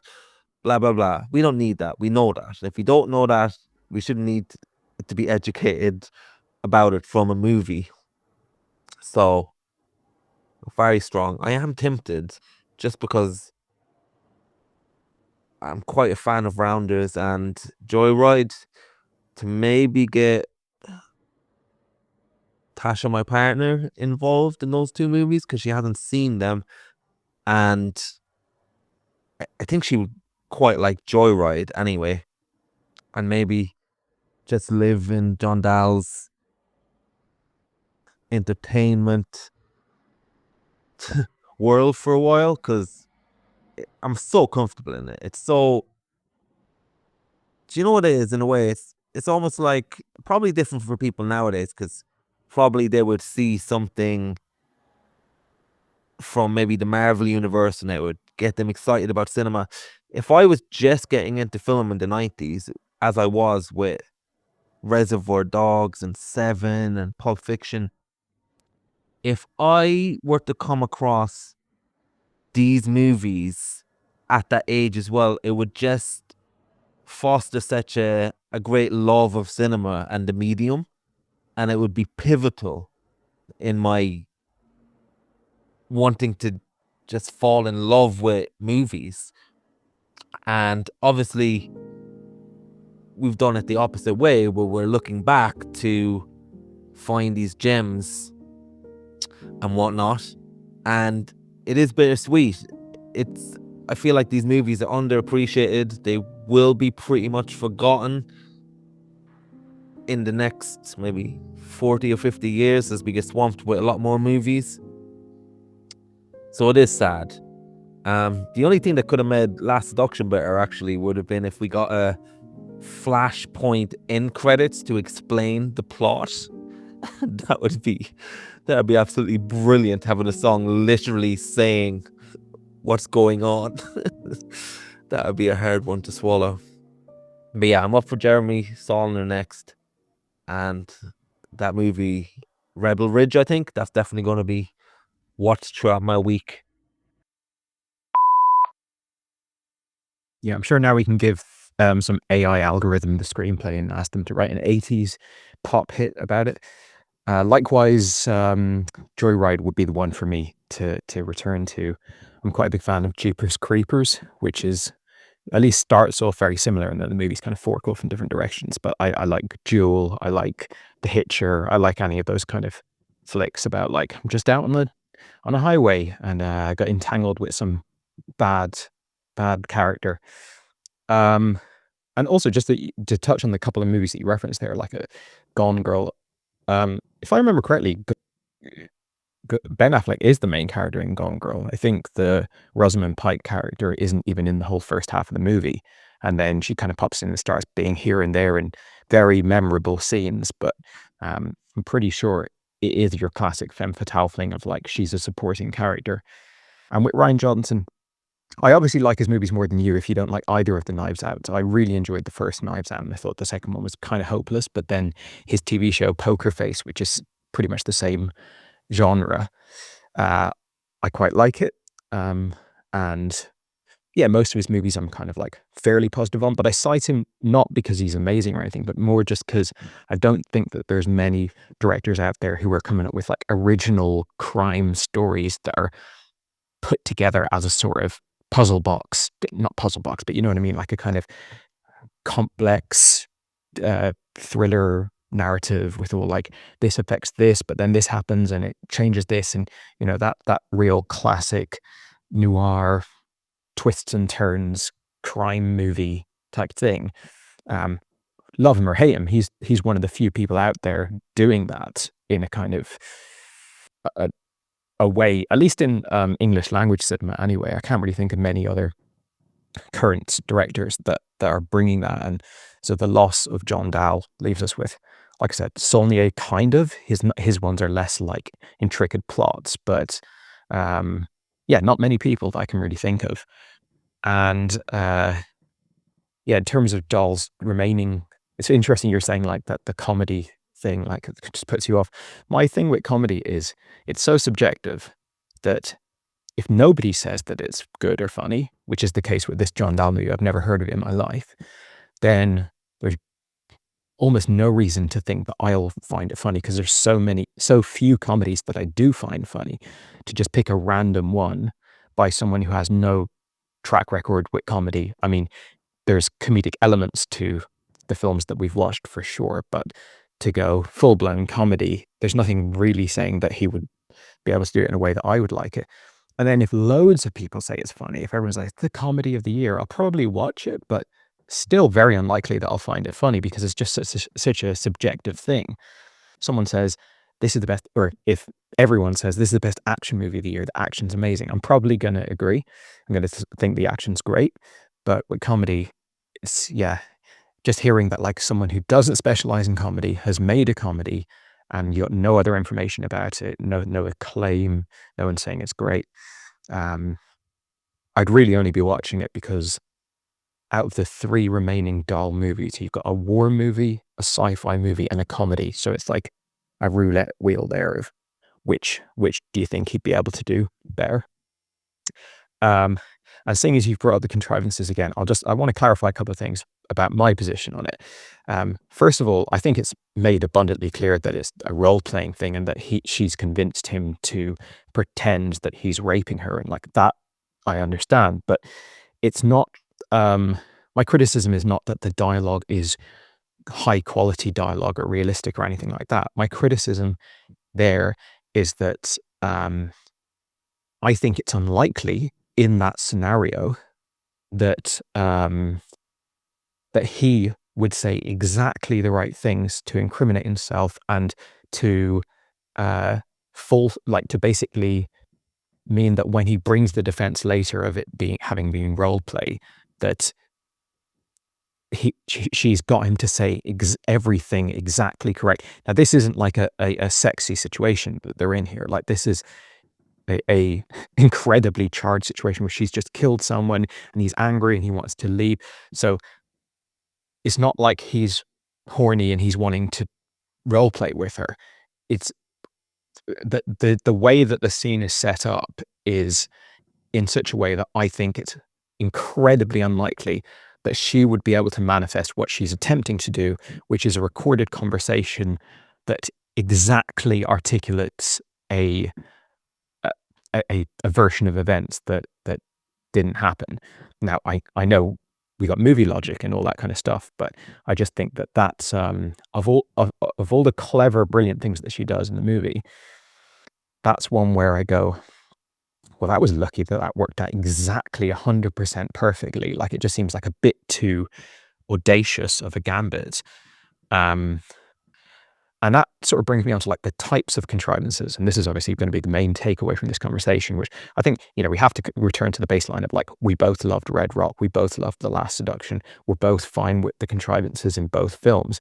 But being that there is now some sort of like disagreement between us about like which one was more contrived. And I think you are almost suggesting that I don't want things to be contrived, or I don't think that Red Rock was contrived, because you said that, like, just because you expect to see something in a movie, it's still a contrivance. I'm not in any way saying that it's not a contrivance. Like when Nicolas Cage rolls down a hill, falls directly in front of a car that happens to be passing, and it's the hitman that he's been mistaken for. Like, not for 1 second am I saying that's not a contrivance. I'm saying that there's types of contrivances, and for me, I can see a contrivance that, like you said, someone hanging up the phone and not saying goodbye, but doesn't take me out of the movie, doesn't sort of make me think, what? Like, that's bullshit. And then there's ones that do. You also said, like, but I'm watching a movie. I don't care if Bill Pullman guesses her name, Wendy Kronk, or whatever, because I don't care about how he finds her. I just want us to get to the next part of the movie, him to find her. Like, I guess what I would say is there is no movie other than stuff happening, right? Like people figuring things out, people catching people, people evading people, people tricking people. It's like that. Really, that's what this film is. And I think it's to the film's credit that almost every step of the way, it does those things in a very intelligent fashion. And I would say that about Red Rock for sure. Kill Me Again, maybe a little bit less so, but still, like, there's plenty of really good fun trickery in that movie. And any time where I see something where I'm like, no, that was, you couldn't pull that off at all, even in like movie logic. It's just like they could have spent another week scratching their head on that part of the screenplay and come up with something cleverer that would make the film better. So I think I don't really understand, like, not caring about X plot points because it's necessary to get there, because that is kind of what happens when there's a problematic plot hole in the script. It's always to get to the next step. Like, it's never just drop in a plot hole for the sake of it. It's always, I need this character to escape, or I need this, this person to get caught, or whatever it is. And you either think of a clever way to do it or you don't. And I think, again, most of the time this film is thinking of like really clever, fun things.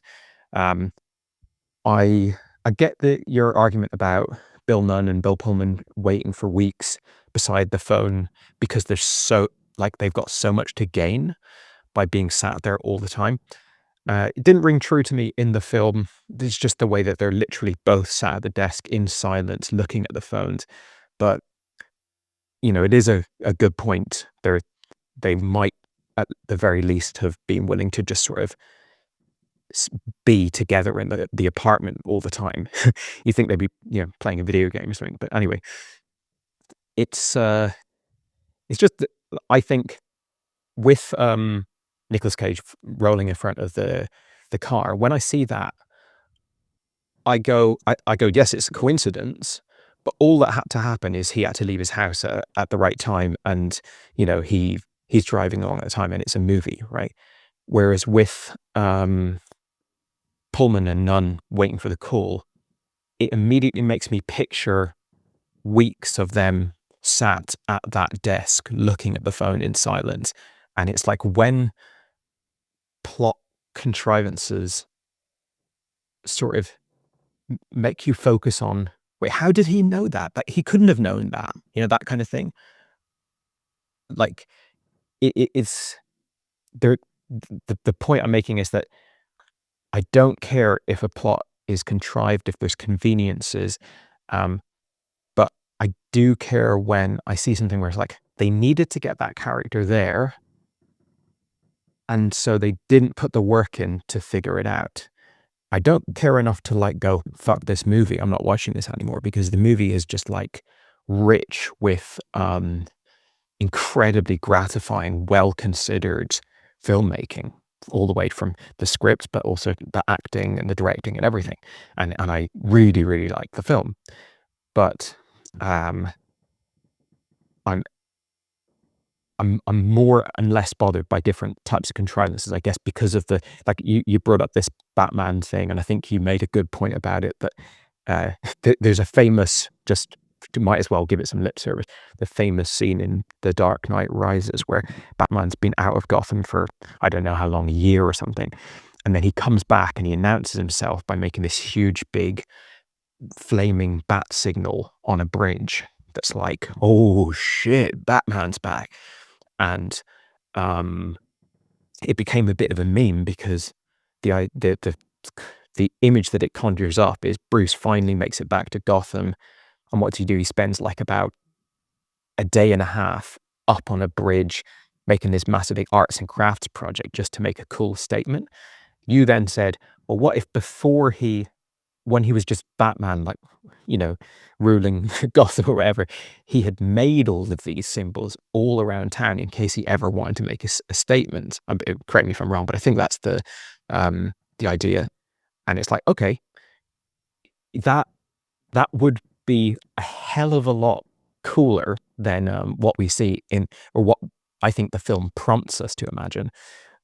But, and it's kind of like what you said there about the Bill Nunn thing about, you know, he's getting half the money, they've a vested interest, they'll sit there and like, okay, cool, yeah, I get that. In the movie, at the very least, it's making me go, what, they were just sitting there waiting? Like, it's just, I guess, distracting. And the coincidences thing, like, or the things that are just film tropes, like obviously the not saying goodbye when you hang up the phone is a film trope, and it's actually part of the film language. It's almost like goodbye when you finish a call doesn't even exist in movie world. It's almost like phone numbers starting with 555. You just like take it as like that is actually how you do it in this alternate universe that is cinema.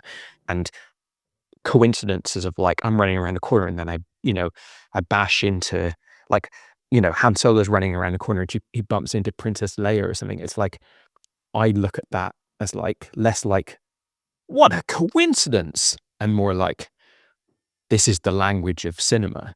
But anyway, like it's in a way it's kind of a shame that we've like talked so much about this issue because I think neither of us are actually particularly bothered about the contrivances in either of these films, and both of us really like both of them.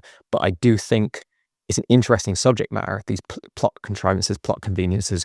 We just had a big conversation about M. Night Shyamalan's Trap, and I think one can't help but look at that film also through this lens, because as you're watching it, there's a high likelihood that you're going to be thinking about that. And then the thing that I think is more interesting than just like, that could never happen, is why does that bother me? Does that bother me? Why does that not bother me?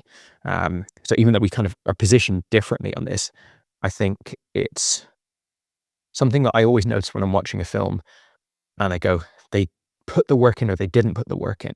It's like they reached a time and they had to get this, you know, a meet cute where the two people had to start talking to each other, or, you know, someone's in prison, but they're going to do the heist, the main character, so they have to get them out of prison. It's the sequel or something, whatever it might be. It's like, clearly we have to make X happen. And then you can do anything from spend 5 minutes to 5 months trying to figure out how to make this happen.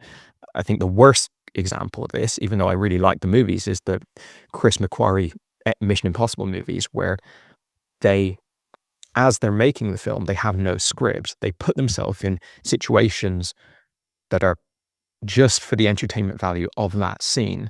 And then before they get to set for the next sequence or whatever, they have to quickly figure out a way to make that make sense, or make this person be able to be here or whatever, and make this person need to do this stunt.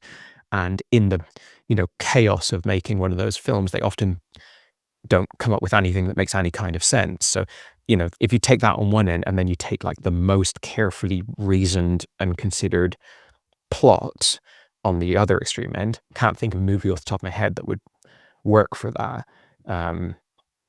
But I notice the difference, and again, it doesn't kill the movie one way or the other, but is something that is interesting. I'm thinking Usual Suspects. Maybe I'm thinking LA Confidential. Those are films that I remember seeing growing up and being like, the plot is really, really strong here. Now, if I revisited them now, I might go, no. He'd never do that. He'd never interject at that moment. You just needed him to interject them, that kind of thing. But anyway, interesting stuff, but certainly not a overbearing deciding factor in the quality of this film for me. Yeah, I get what you're saying in terms of not getting bogged down over something that ultimately doesn't really matter. But it does raise an interesting point in general. Seems to be what you're saying is that when something is introduced, that doesn't work for you, it makes you imagine something that is even illogical in the sense that the movie itself has laid out. And you mentioned the Batman question that I raised. It seems to me an explanation for it doesn't matter so much as what it makes you think of while you're watching it. And yeah, not so much a statement made by Batman, but something in Batman Begins where he uses the symbols to strike fear. I think I meant it more along those lines. But so I get what you're saying. I also think probably John Dahl's films are the best films to have this contrivance tangent, because I imagine that all his movies that we've watched over the last few weeks, the enjoyment does come down to how much these things bother you. And the example I gave as well of, I just want to get to the next part, and you said, well, the whole thing is the next part. The whole thing is the movie. Well, I kind of meant the same thing in the sense that there's so much more going on that I don't need to get bogged down in this one thing that I have a problem with. And I do think the Wendy Croy, or whatever her name is bullshit. But my point is, I'm getting thrown so many good things, I'm not going to get bogged down in that. So then it didn't even bother me in the slightest. Obviously, it lingered with you slightly more, but also it seems to me that you let it go very quick as well, just less quicker than me, and it was a mark against the movie. Whereas for me, I'm getting so much great stuff here that I'm not even going to entertain how bad it is. So the other thing is, you mentioned, two people bumping into each other in a Star Wars movie or whatever. You're like, well, that's not so much contrivance to you, that's the language of cinema. Well, I ask you, how much does something have to be repeated before it becomes a reoccurring language in cinema, aka a trope? So, for instance, the other reason why I was able to accept it and move on so well, I only realized it in a conscious sense, whereas in a subconscious sense, I accepted it because someone looking at something and realizing something, like Jeff Goldblum mentioning, cold, what do you mean? Cold, virus. Oh, you're a genius, Dad. Or someone just looking at something in a newspaper. I think that happens in one of the John Dahl movies, and then realizing something as well. Or just something getting presented with them in a non-obvious way that immediately gets them to solve the puzzle is a movie trope as well. So I guess the reason why I was okay with it was because someone being presented with something that makes them think something outlandish is such a tropey thing anyway. We're like, oh, of course, the words. Oh, she's in New York. How the contrivances brought about in The Last Seduction, it is a trope. Character sees something to jog their memory in an outlandish way. That happens all the time. So I guess that's another reason why my movie brain was like, yeah, okay, well, it's a trope. That's how they find out stuff. They find out stuff very quick, shorthand, spectacularly kind of way. So then it comes down to, it's not so much the contrivance, it's the trope that you also don't like. But yeah, I'll put that question to you anyway. How long does something have to repeat itself until it becomes the language of cinema and therefore it's more accepted, and it comes down to more, well, that's a trope, isn't it? That's a trope that happens all the time. So I'm either okay with the trope or I'm not okay with the trope. And then something that, in my opinion, is just as contrivancy, but because we're willing to accept it so much as a trope in a genre sense that we now don't even bat an eyelid. It's that type of thing, isn't it? So yeah. And yeah, you're dead right about the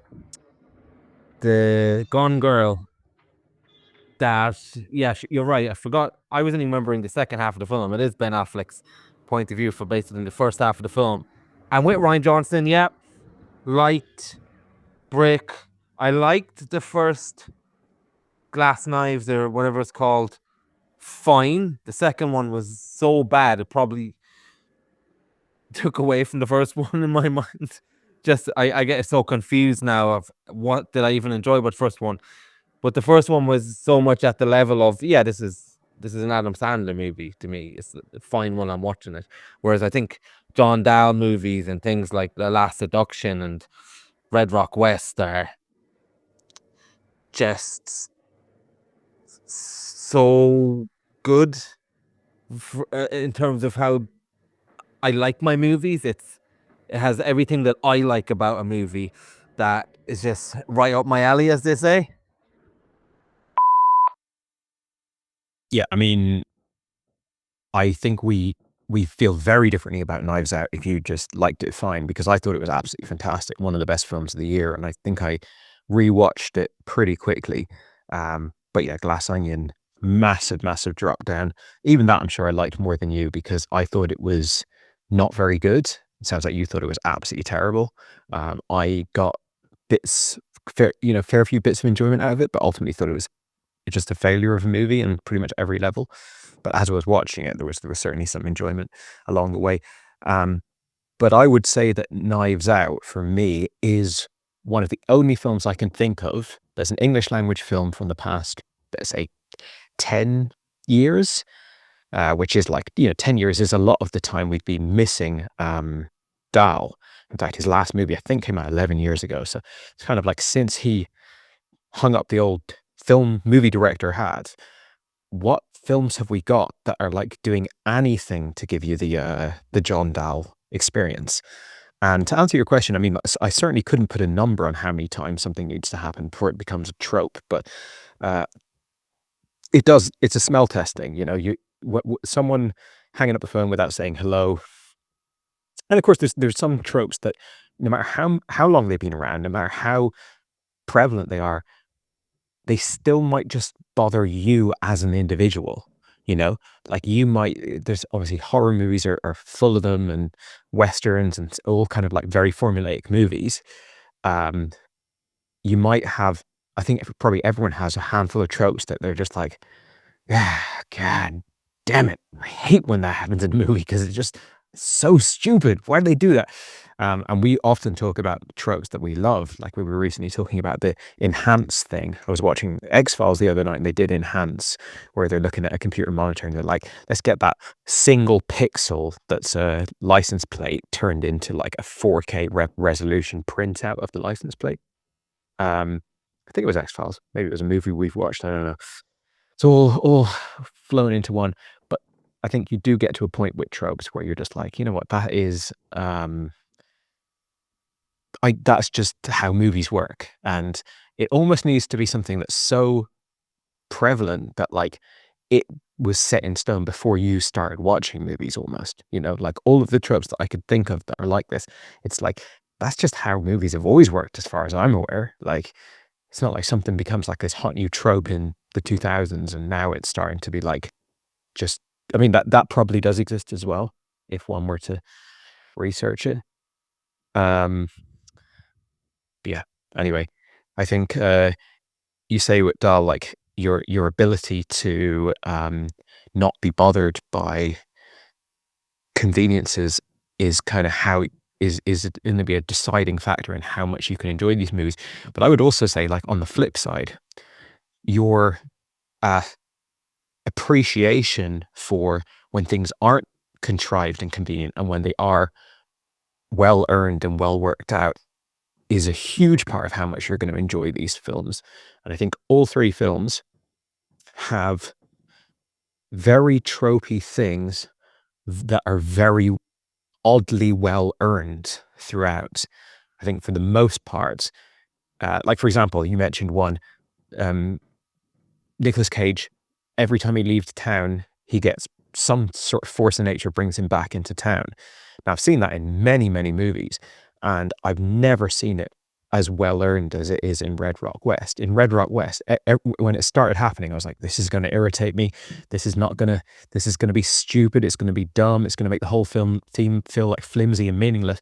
But it didn't, because every single time they did it, it made total sense. And it's like almost like his thing is taking like the well-trodden ground of pulp, crime, noir cinema and going, how can I really like polish this up to the point where it feels like it has a lot of integrity? And I'm not talking about just like how deep the characters are, but the plotting, everything, it all is done to a very high level. Again, this is the sadness I feel in his career just sort of being killed off. But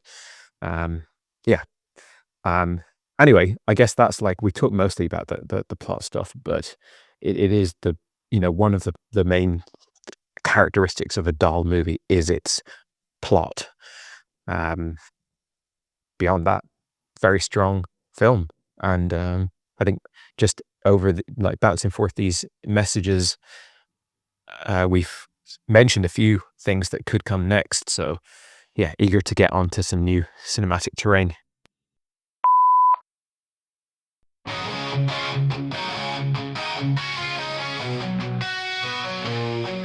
She rolled into town with a fire in her eyes, left the city in a rear view, no goodbyes. One day's her name, but don't get it twisted. She'll break it down before you even knew you missed it.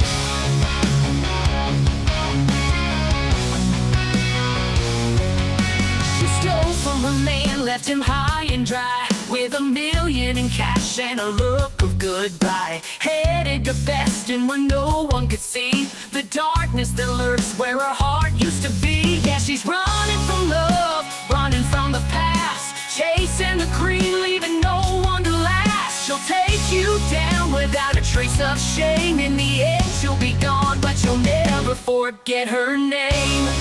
She's the last seduction, and you'll never be the same.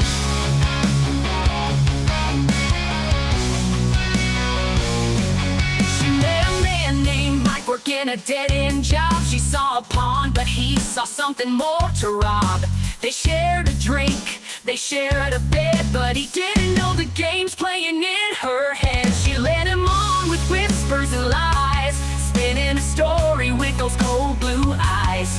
She said, kill my husband, it's time he paid. We'll split the money, we'll have it made. Yeah, she's running from love, running from the past, chasing the green, leaving no one to last. She'll take you down without a trace of shame. In the end, she'll be gone, but you'll never forget her name. She's the last seduction, and you'll never be the same.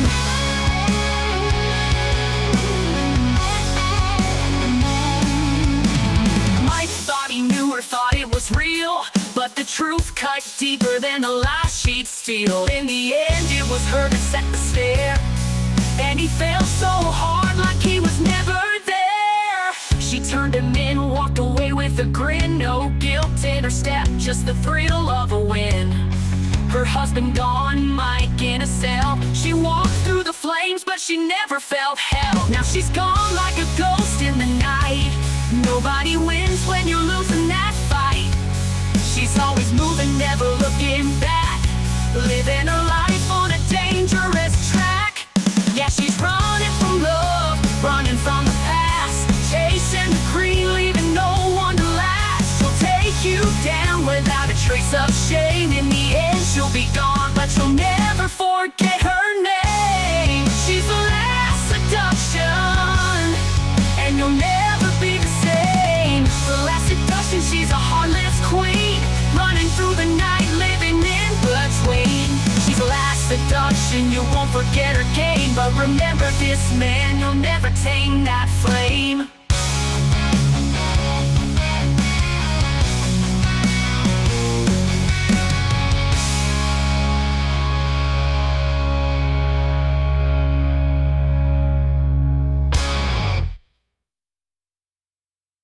Your mailbox is full. Please delete new or stored messages which you no longer need so that new messages may be received.